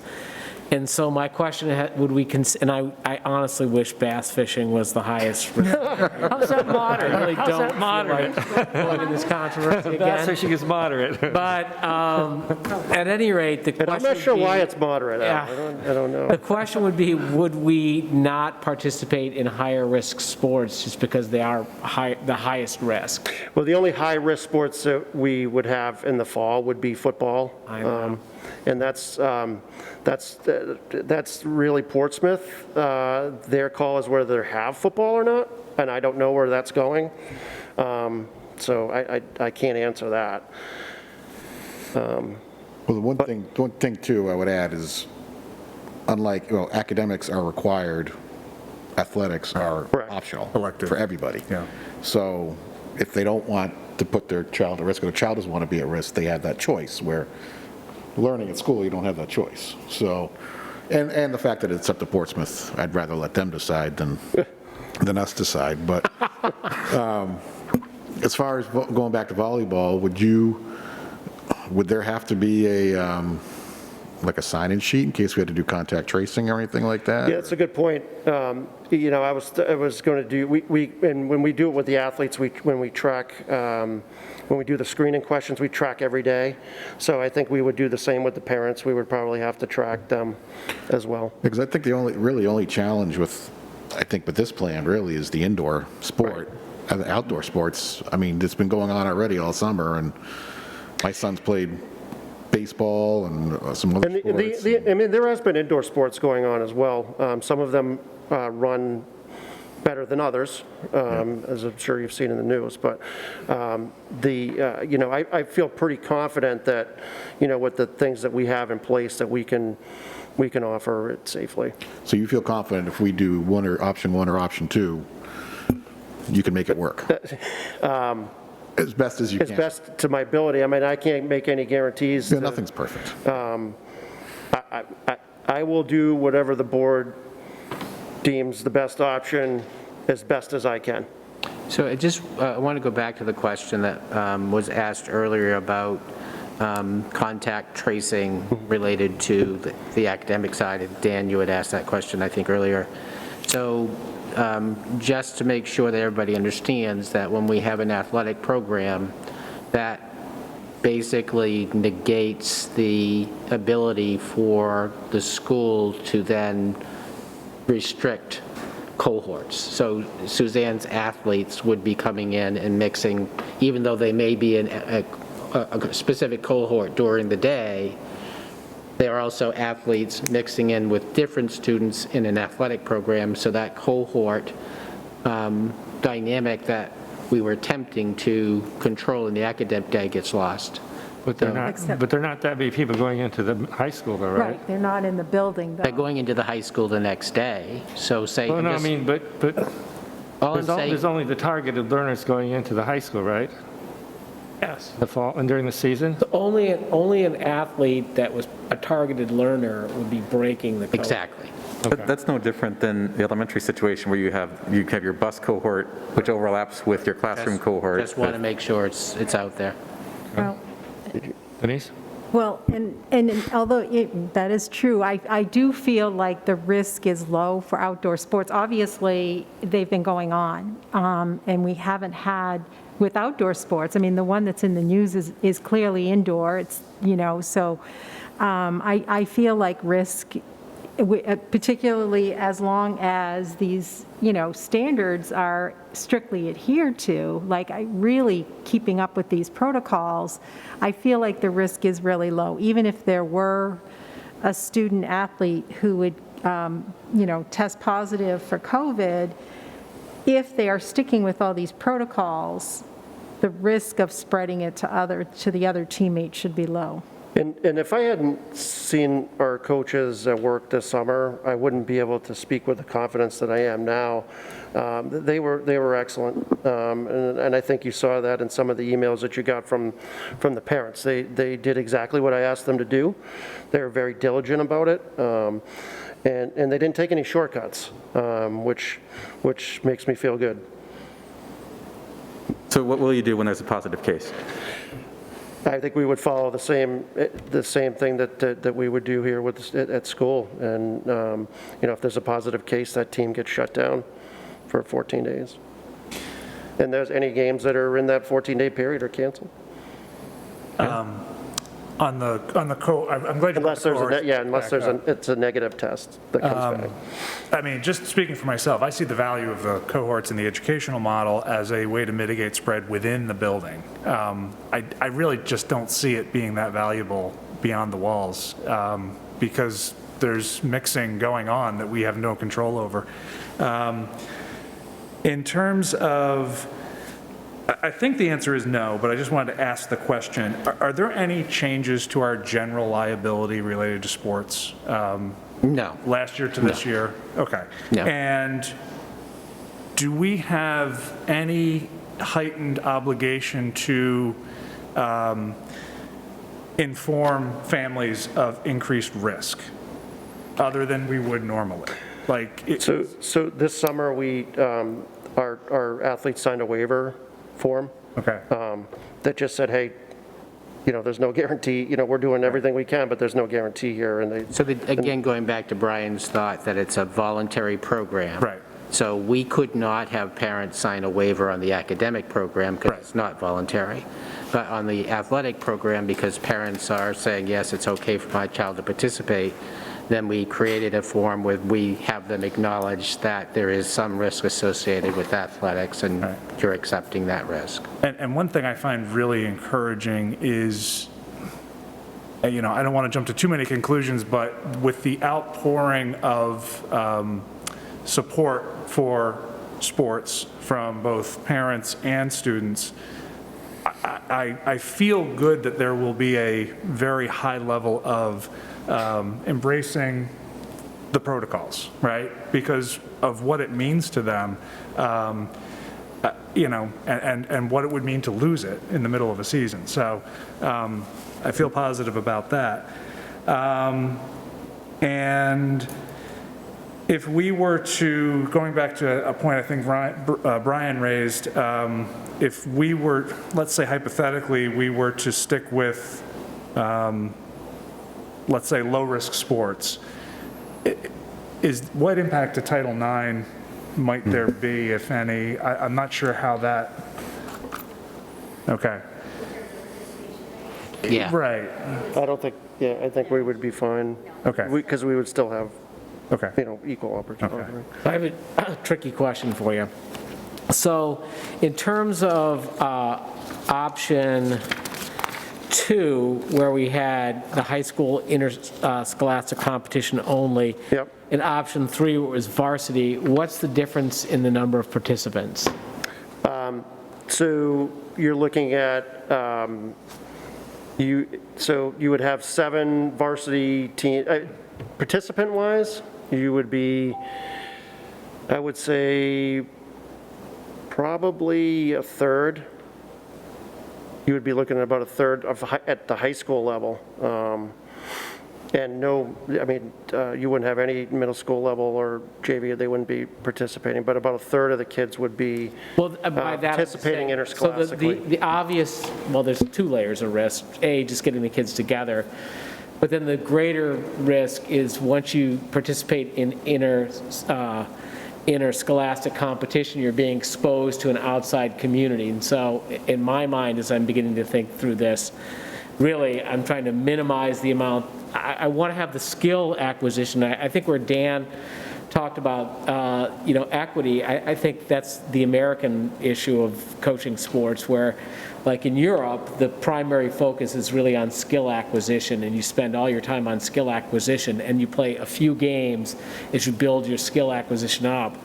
And here we tend to want to schedule a lot of games and do the opposite. So to me, the most important thing is providing the skill acquisition for a wide range of kids and minimizing the risk of outside exposure. But I think, when I had 2 kids go through the high school, both were involved in varsity sports, I think it is kind of crushing for juniors and seniors who have now invested 4 or 5 years or more in skill acquisition not to be able to participate in actual games. And so, I hate to jump ahead on the thing, but to me, the model I particularly like is option 3, which is the varsity interscholastic competition. It allows for the middle school and our younger kids to still participate. And I know you're saying, well, people will lose interest. It's COVID. There's nothing else out there. If you say, hey, would you rather go participate in a intramural tournament, or would you like to sit behind a computer screen? I think most would say, you know what, I think I'll go for the intramural. So to me, it allows us to minimize the risk, hopefully, of outside exposure. It allows the kids who have really invested a lot of time to take the higher risk and participate in interscholastics. But it allows I'm really worried about the untargeted students. And there's a lot of them, both in the middle school and the high school, that are going to be spending 6 weeks just sitting at a computer with minimal contact. I think that I have a hard time thinking that's going to be a really successful model. Just like I thought the elementary, it wasn't going to be very successful with with fully remote learning. So to me, again, I hate to jump ahead of myself, but I think option 3 it really provides, I think, the best for everybody. I just have a follow-up question to that. Would you consider looking at the low-risk sports differently for, option 3, I don't see it up there, is that both JV? That's not JV, that's just No, varsity. just varsity. So something like golf where there's minimal to no contact at all, would you consider looking at JV for that program? That program's very small, there aren't very many kids in the program. Well, period. I mean, I guess honestly too, when you talked about cross country, there's only 7 runners that you're allowed to run per meet, which would Right. technically be varsity. Right. So the cross country team in essence would, because of injury, in that you can't just run 7, you'd have to have a varsity designated team.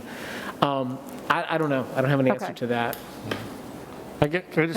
My concern about option 3 would be that I think that the JV athlete might need that experience just as much as the varsity athlete might need that experience. And it's kind of like if you're kind of more in the elite end of the spectrum, you have the chance to play games, but if you're not, you don't. So it seems to me to make a distinction there that I think if we're talking about well-being and participation, I think that to make a distinction between varsity and non-varsity, I see your point, but It's about risk. That's the big thing. I would be afraid that would drive those younger students out to the club Yes, that's what I was sports, gonna talk about. and then that would create more risk. Again, if we were having this discussion around winter sports, which to me create a lot more risk inside, they're closer together. We know what happened with the hockey thing in Exeter. We're talking about outdoor sports. Is there some risk? There is, but I think that I think there is a risk if we just limit it to varsity that would drive a lot of students to other because they would want to play. I don't think they would just be happy, particularly JV, with skills, and they would probably be driven to some of the clubs if they could, do that, so. Yeah, the 3 pieces that I kind of wanted to add in was that equity piece that Tom brought up in terms of distinguishing between a JV athlete and a varsity athlete is very difficult when you're looking at overall student wellness and activity level. The other piece is there are several clubs right now who are advertising for fall club teams should sports not happen. So our students, instead of participating in our own community, will go and participate in other clubs, and they'll be participating with various other communities on that club team. So I think those are, kind of a couple things to think about when you're thinking about your decision. I do think also in terms of what we see in the news, we have to be very careful about what the media is publishing. They're, publishing for entertainment to some degree right now, and when you look and dive into some of these investigations that are happening, you have to dig deep to find out what really happened at a particular location and what the investigation is. And if you look at the media reports, there's kind of some discrepancies within them. So I want to be careful when we're looking at what's going on in our communities for exposure, that we're really looking at what really happened and how that impacts our programs. Michael? Thanks. Has there been any discussion with other ADs about information sharing, about when they do have incidents or suspected incidents in their teams? Yeah, I mean, that's all part of the contact tracing kind of, nonverbal agreement that we have with each other, that we need to know if something, if we're playing, Exeter and something, and we played them and somebody comes down with COVID, we need to know about it. Yeah. So that we have talked about that for sure. And aside from, The superintendents talked through it too, Michael. So this summer, as Andy said, our coaches are very faithful and they're doing exactly as they're being asked. Same thing happened in Somersworth. They set up very similar protocols. And this summer, a child was diagnosed with COVID. So, I think what I really want to emphasize, that Andy said many, many times tonight, is, what you're trying to do is minimize risk. Risk is always going to be there, and it doesn't go away. And, that school, that superintendent and that school board dealt with it exactly the way they should have and reported it, and it was handled well. Right, well, and in that respect, time of response time, how quickly you can get around who is potentially involved in those situations is absolutely critical to containing a potential situation. So knowing that we have those channels of communication and that everybody's expecting to be sharing that information is important to me. Well, it's happening at his level, it's happening at my level, it's happening at Suzanne's level, it's happening continuously. So it's, if he doesn't get it first, Suzanne does, if she doesn't, I do, so it's. Yeah, I knew immediately when the summers were, I mean, it didn't even affect us, but I knew immediately when that happened. That's good to hear. That's just the kind of network that we have with each other. It's, we do share a lot of information. That's great.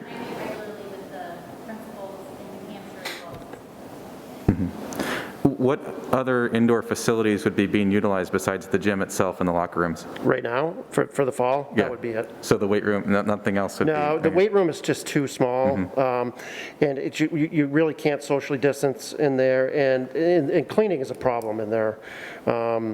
With just people in the, touch, we don't know, there's people that go in there, faculty and whatever that go in there, and we don't know what they've touched, so, we'd have to clean the entire weight room. So we've just shut that down completely. Yeah.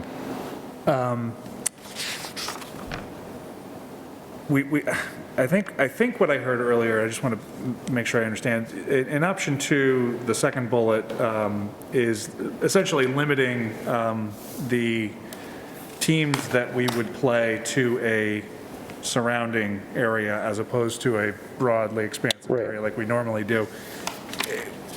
Dan, I don't want to leave that thought out there. We would limit the teams in option 1 as well. Well, and that was what I was just about to say. I was about to suggest that if we could add that to option 1, I would make that I'd be a lot more comfortable with option 1 if that were the case. Yeah, and Dr. Morris is correct. I mean, and I probably should have put that in there, but pretty much every school is talking about playing regionally. Within some sort of radius that's determined by each school. Well, that goes right back to what Michael asked. If we're playing within our region, we're well aware of what's going on in each school system. Again, that network is very strong between the 3 levels. When we get away from our area, we're not in regular contact, and so something could happen and we could miss it. So by keeping it close, we actually are helping our cause. So there's a couple things I think we have to be really careful about here. One is the concept that because there have not been problems with COVID diagnosis in youth sports this summer in New Hampshire, that means that the precautions that are in place are robust. The community incidence of COVID in New Hampshire hit a low point the first week of July. And it's been higher than that since then, and it's likely to go higher than that as more people are out doing more. So I'm glad that we've been successful so far, that that hasn't happened, but we should not assume that that is a protection. And I think we get that. We talk about layers of precautions, but I saw that in a lot of the communications that we received, that the idea that it seemed to communicate to me that we think everything is good because we were good this summer, and that really worries me, because I'm worried that we'll let our guard down. So I think that's an important thing to always keep in mind. And there may be a point where, just because of where community incidence goes, we need to back off on where we are mid-season, even if we don't have positive instances in our programs. Another thing that I think we should take another look at is there is some evidence that different types of face coverings, thinner face coverings, can actually make transmission worse. And thin gaiters is one of those that's been identified as a potential. So before we go full speed ahead with that, we should take a closer look at that. It's the most breathable one out there, so I think that's what they're being pushed on school districts. I get it, but yeah, you're right. There's also no, I've read the same. There's also evidence that they effectively break up particles and allow them to hang in the air even longer. And so it's. We got to be aware of. Agreed. Yeah. And I think when we think about, maybe this is a more general thing that we need to take a look at separately, but clear guidelines on ventilation of spaces, generally speaking, because if you're blowing air out, air is coming in from somewhere. you're not creating a vacuum when you blow air out. So air is circulating. If you're using fans to blow air out, air is coming in, and you're not protected from blowing things around the room. So we got to be careful of that potential fallacy as well. So I think those are key points in any of these scenarios. So are we ready to vote? I don't want to foreclose any discussion. So are we clear on what we're voting on, though? Because I think we've added. I think we're clear that option 1 is a regional model. Okay. And Okay. so option 1 includes the second bullet listed in option 2. I think that's what Dr. Morse has said, and And I it think also that we should operate on that assumption. And it also includes the fourth bullet in option 2, which is the parents would transport. All the models, parents transport to away games, and all the models, with the exception of no interscholastic, all the models would be regional opponents. Do we, in terms of, on the equity issue, I always worry about assuming that everyone has the same level of resources, time, et cetera. If a student did not have a parent to transport them, you know, our community does a very good job of supporting each other. But if push came to shove and there was one student who didn't have some sort of external support for that, is that something would it be appropriate for us to get involved, or how would that Yes, work? Dan, I think this is the perennial question we have in a public school system. We have children without resources, and you're absolutely right. In our 3 communities, there is a great reliance on each other in terms of our parental community. If we ended up in that extreme situation, we would figure out a way to get that child to the game, just like, Suzanne figures out how to help a kid who's struggling, who doesn't have the resources. We would figure it out. Okay. It would And never leave our a child parents behind. are actually fantastic with that. We have so many parents that are willing to help out and have jumped in. And we can actually ask our coaches, to have that conversation, because everybody have a ride. And that would start there, and that's when they could inform Andy that we desperately need to provide transportation here. And the sort of monitoring of any given sport in this fall season would be basically constant, right? Yes. So that at any point in time, if there were a positive case, that sport would pull back to some level of nothing. We would go to the same protocol that Dr. Morse talked In about that case, before. we're using the sport as a cohort. We'd shut down the sport, report the situation to the state. They would follow through on the cohort testing, then the child would be tested. The issue on testing right now is it's pretty lengthy. We've gone from, I remember I said to Denise just a month ago, it's down to 4 days, and she said, oh, it's up to 7. We have situations now where it's 12 and 14. So, it's all well and good, we get in our head that somebody's going to get tested, but it may take the full 12 days out before we even know whether a person is positive or negative. Mm-hmm. It's a little frustrating, but. And just one last point, and I think this is sort of a communications cultural point. I share Michael's concern that there is this widely held belief that because things have been good, that's a static condition. This is a constant balancing act between trying to hold on to some level of normalcy and trying to mitigate the risk that we know is very serious. So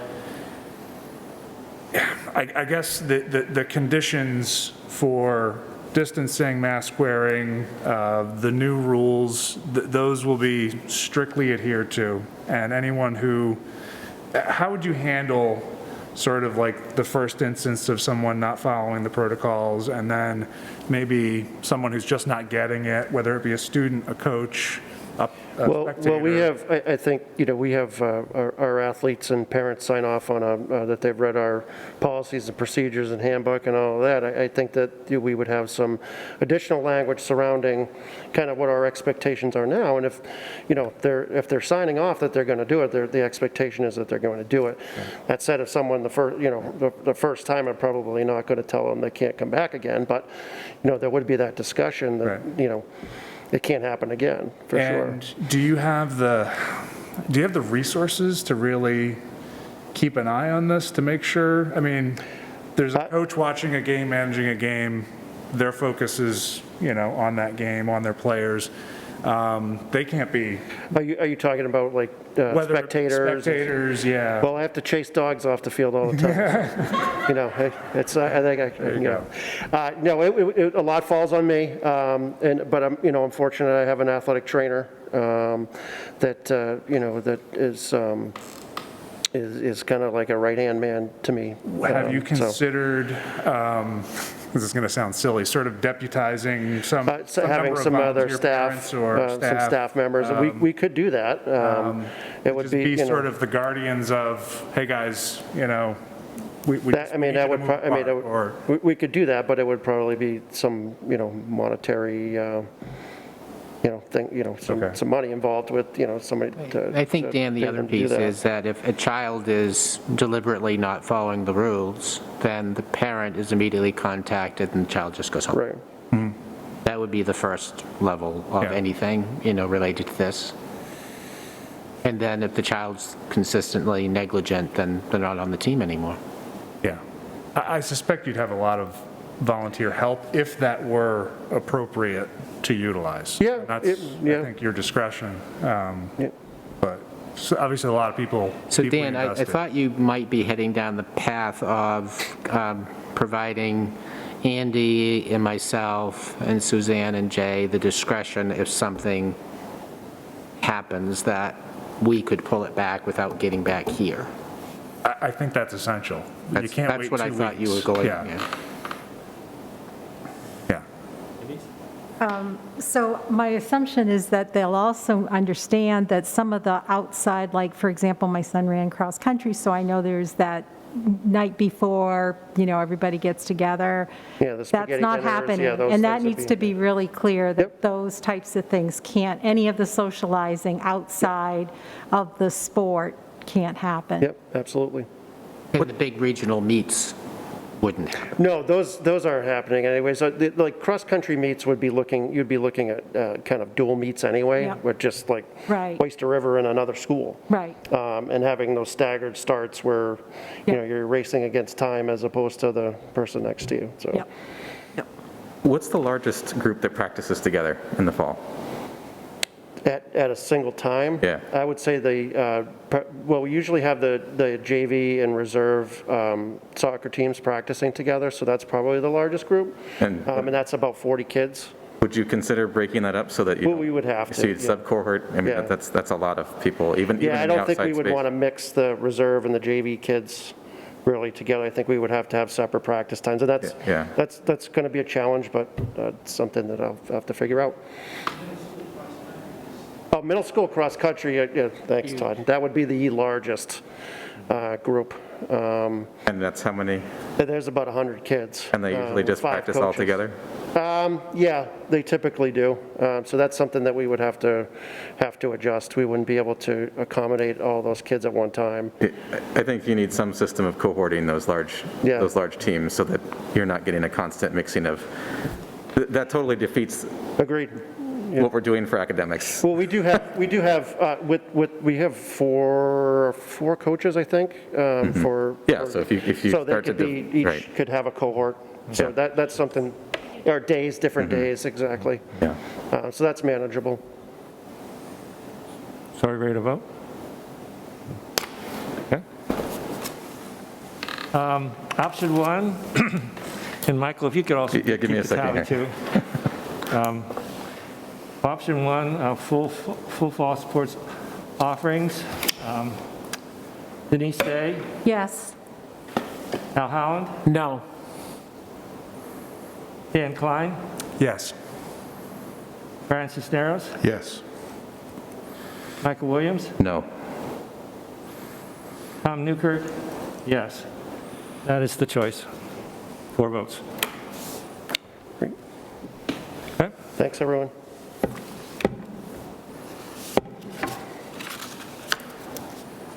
Can we take a 5-minute break? Oops, wrong.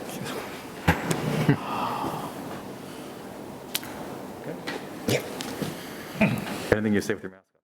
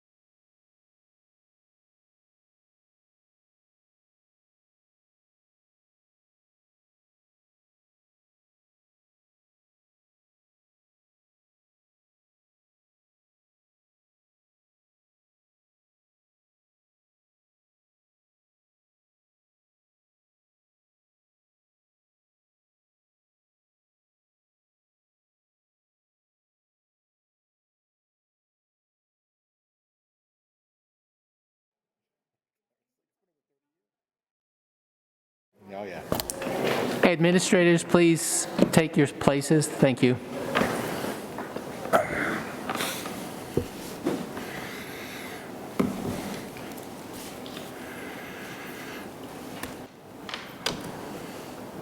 Okay, the next order of business is the memorandum of understanding between the district and the Guild. I saw this for the first time when it was in the backup. I think we all saw it for the first time in the backup. And it appears as like a negotiated agreement, or at least this, a draft of a negotiated agreement. Typically, when we have negotiations, it goes to the negotiating team, and the negotiating team, vets it, works it through. And I'm wondering whether the board would think that that would be a way of dealing with this, so that the negotiating team could review this memorandum. It makes a lot of commitments from the district, and maybe like working through those to making sure, we're okay with all those, and then maybe coming back, and we might have a non-meeting to talk about our view of it. And then, I don't know whether we should be back and forth with the Guild. How, Dr. Morse, just maybe your guidance, how to... Sure. So first of all, I want to apologize to the board, because as I was working through this, I thought up until last Thursday what I was working on was a side agreement, which typically doesn't involve the school board. But then on Thursday, they handed me some working conditions and a signature for Tom, and I said, oh, this changes the dynamic completely, because it's no longer about a side agreement, it's about an addendum to the contract, because once they ask for Tom's signature, then it kicks right back to the full board, because Tom doesn't sign things that you haven't authorized. I had that conversation with the Guild, they understand that, and I suggested to Tom and to the Guild that the negotiating team for the board pick it up with the Guild and fine-tune it to the comfort of both groups, and then bring it back to the board for consideration. So I would have done that far earlier, but I really didn't recognize the process as quickly as I should have. I have a question. Denise? So my only question with that is in terms of the timing where staff are coming back, and is that going to be a problem not having this be approved? Yeah, Denise, I think in an ideal world, yeah, we'd have it done before the staff comes back, but I think that our relationship with the Guild is such that they understand that the process actually got elevated, and they know that the integrity of this body and myself, will work through in good faith to have it a document that meets both bodies' needs. So if we can, they actually gave me a couple of dates next week that if the negotiating team is available, we can just jump right on it and clean it up and finish it. And then their issue really is, ideally they'd like to have it before school opens, but now they realize that, both sides realize, oh, wait a minute, this is no longer the superintendent and Guild leadership, this is actually Guild membership and the entire school board. And so I think if we expedite it into next week, we can finish it up and then get it to the board for your approval at the next board meeting, which is September 2nd, I believe. September 2nd. Ironically, it's opening day. Yeah, it's opening day, but I think the issue for the Guild is they recognize good faith on the part of us, we recognize good faith on the part of them, and we follow the process as Tom alluded, and we'll be okay. Are there any, for those of you not on the negotiating committee, are there any specific concerns, questions, areas to address, or additions that you'd like us to consider? I guess I think if you want to make this as have the highest chance possible of getting this right the first time, we should probably take a few minutes in a non-meeting to talk about that as a group. We can do that tonight. Yeah. For Okay. sure. Yeah, I'd rather do that. Okay.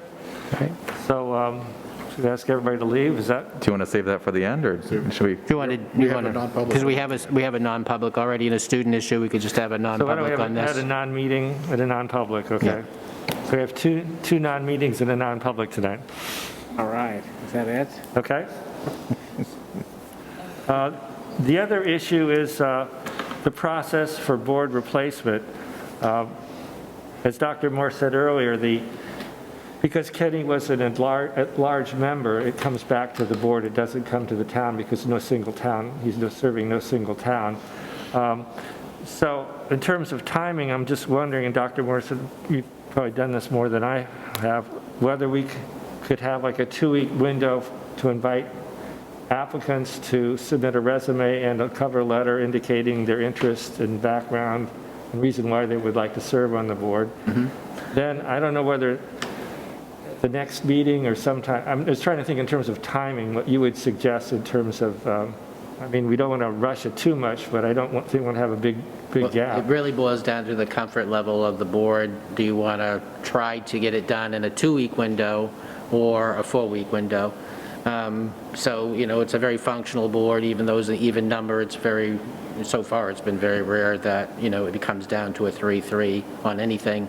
So, you know, I would encourage you to give it a month, go 2 meetings, and that way, everybody in this room, everybody in the administrative team, and everybody in the community, we have plenty of time to let people know that there's an opening, and then as people reach out, neighbors, friends, relatives, we can, you know, encourage them to apply if they're interested, and try to, you know, build, you know, a good base of choices for the full board.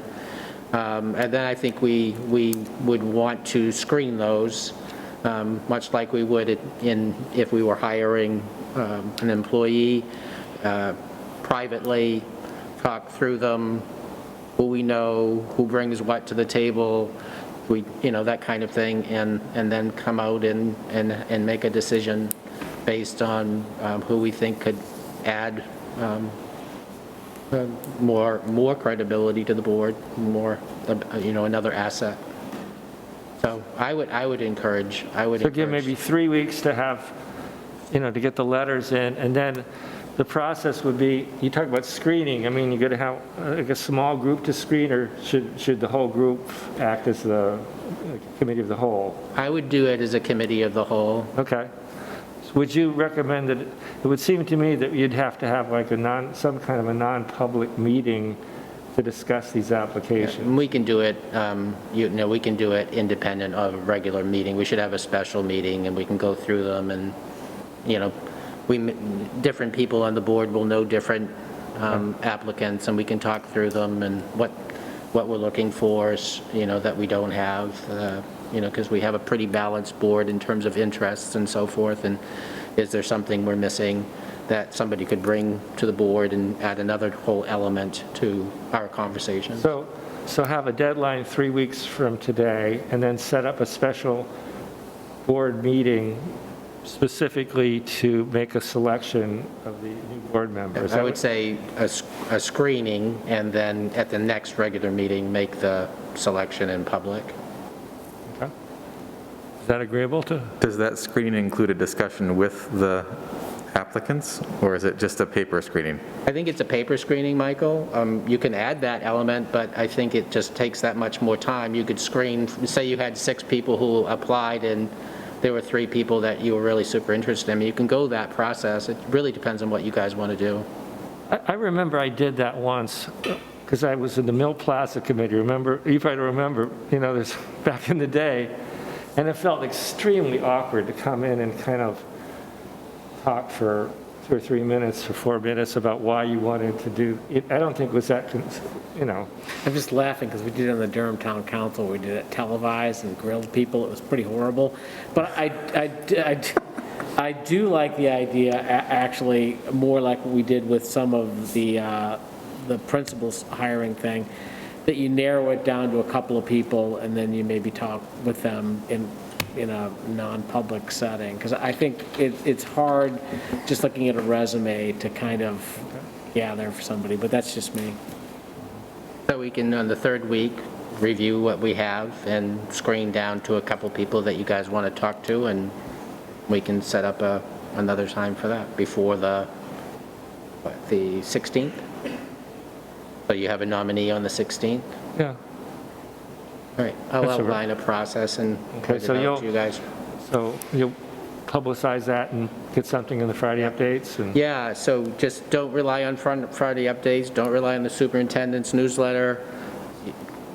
Rely on all of your contacts. You all have great contacts. Encourage people. You know what a great job this is. It's just wonderful, endless nights together, talking about really easy things. So, I mean, I would encourage the whole community to do that. There's just some really wonderful people in our community who have contributed endlessly over the years through emails and phone calls, and I mean, I think we can't necessarily, I mean, for me in particular, I have to be careful about soliciting, but making people aware is our job, I think. You guys can solicit, I can't, but I can make people aware, and that's what I would do. And I would ask all the administrators present, and I would ask the community that's listening to us tonight, if you have somebody out there who you think would be a crackerjack board member, please let them know that this opening is, and it would be to fill Kenny's term until the next election. is that, No, no. it's 2022. No, I think it it's has to to be fulfill till this His next year. election. It fills till March, and To then March, the and then you election open up to do 1 year. Thank you. Kenny would Thank have you, 1 Al. year left, so, Al is right. but obviously the person could run Yeah, again in March. absolutely. That's what Brian did. I mean, he was appointed by the town, and he ran again, and he's been having a great time since. It's a party every week. Well, it also happened that that term was normally up at that next election anyhow, in that For case, my situation, Yeah. the term happened to be. which is a little different here. Yeah, but this would be for like, but it'd be a very interesting 6 or 7 months, we can guarantee that. Yeah, for sure. Okay, so you'll get the word out officially, and we'll get it out unofficially. And I've heard that it's way less time commitment than serving on a town council or select board. So. That's true. Believe it or not, it's true. Yeah. We don't recommend doing both. Okay, so we have a couple other things before we go into our non-publics and non-meetings. We needed a motion to approve Jessica Lawton as the district clerk. The Lawton family, it's good. Is that his daughter? Yep. I'll make the motion. Moved by Brian, second by Denise. Discussion? All those in, no, sorry. Denise Day, Yes. Al Holland, Yes. Dan Klein, Yes. Brian Cisneros, Yes. Michael Williams, Yes. Tom Newkirk, yes. So welcome to Jessica Lawton as our district clerk. Motion to approve the policies for first read. These are the policies that we reviewed with the lawyer earlier tonight. So Denise, I don't know if you want to make the motion? Yeah, I'll go ahead and make the motion. So this is only for, my only question was, this is only for first read? then First We'll read. come back, okay. All Well, right, so I'm, question though, quick, before we do that. If these are non-negotiable, we can't change them. These are the ones we were talking about earlier, right? Yeah. Can't we do a second read and, because we're not going to be changing them?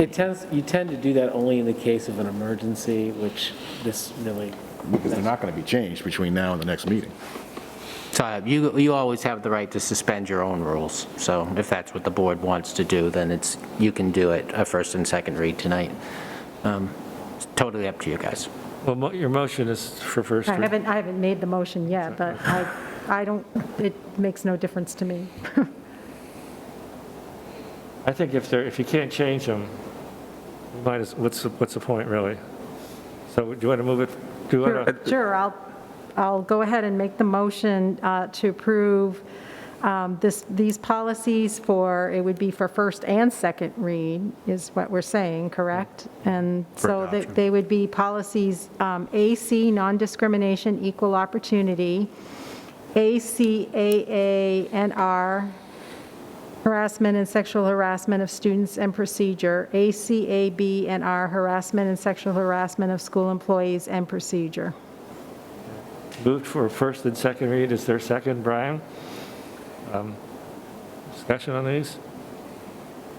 Hearing none? Why are we approving the R policies in addition, or the procedures in addition to the policies? Yeah, because of the complications related to the legal aspect of these, it's like the wellness policy, Michael. The federal government has given us so many procedures that are litigious in nature that I'd ask the board to approve them. I have in the past expressed my concern that our management of procedure is not well documented or well controlled, and I really don't feel comfortable voting for any procedures because of that, so. But we don't have the legal authority to really actually vote on procedures, because that's day-to-day activity of the, Then why are we voting on procedures? because of the legality of it, he just stated. You just told me that we have to vote on it and we don't have, and we can't vote on it. Just gonna have to accept it, Michael, just the way it is. I also disagree with, this is not an emergency. We shouldn't be voting on first and second read on something that's not an emergency. The only reason you would vote on that is, again, the law, August 14th was in place. So in the time being, if we received a complaint, we would be following the law, which is basically as the policy and the procedures have been written. So without your approval, I would still have to follow this new law. So just so you know that piece. So you'd have to follow this anyways. Yes, yeah. Okay.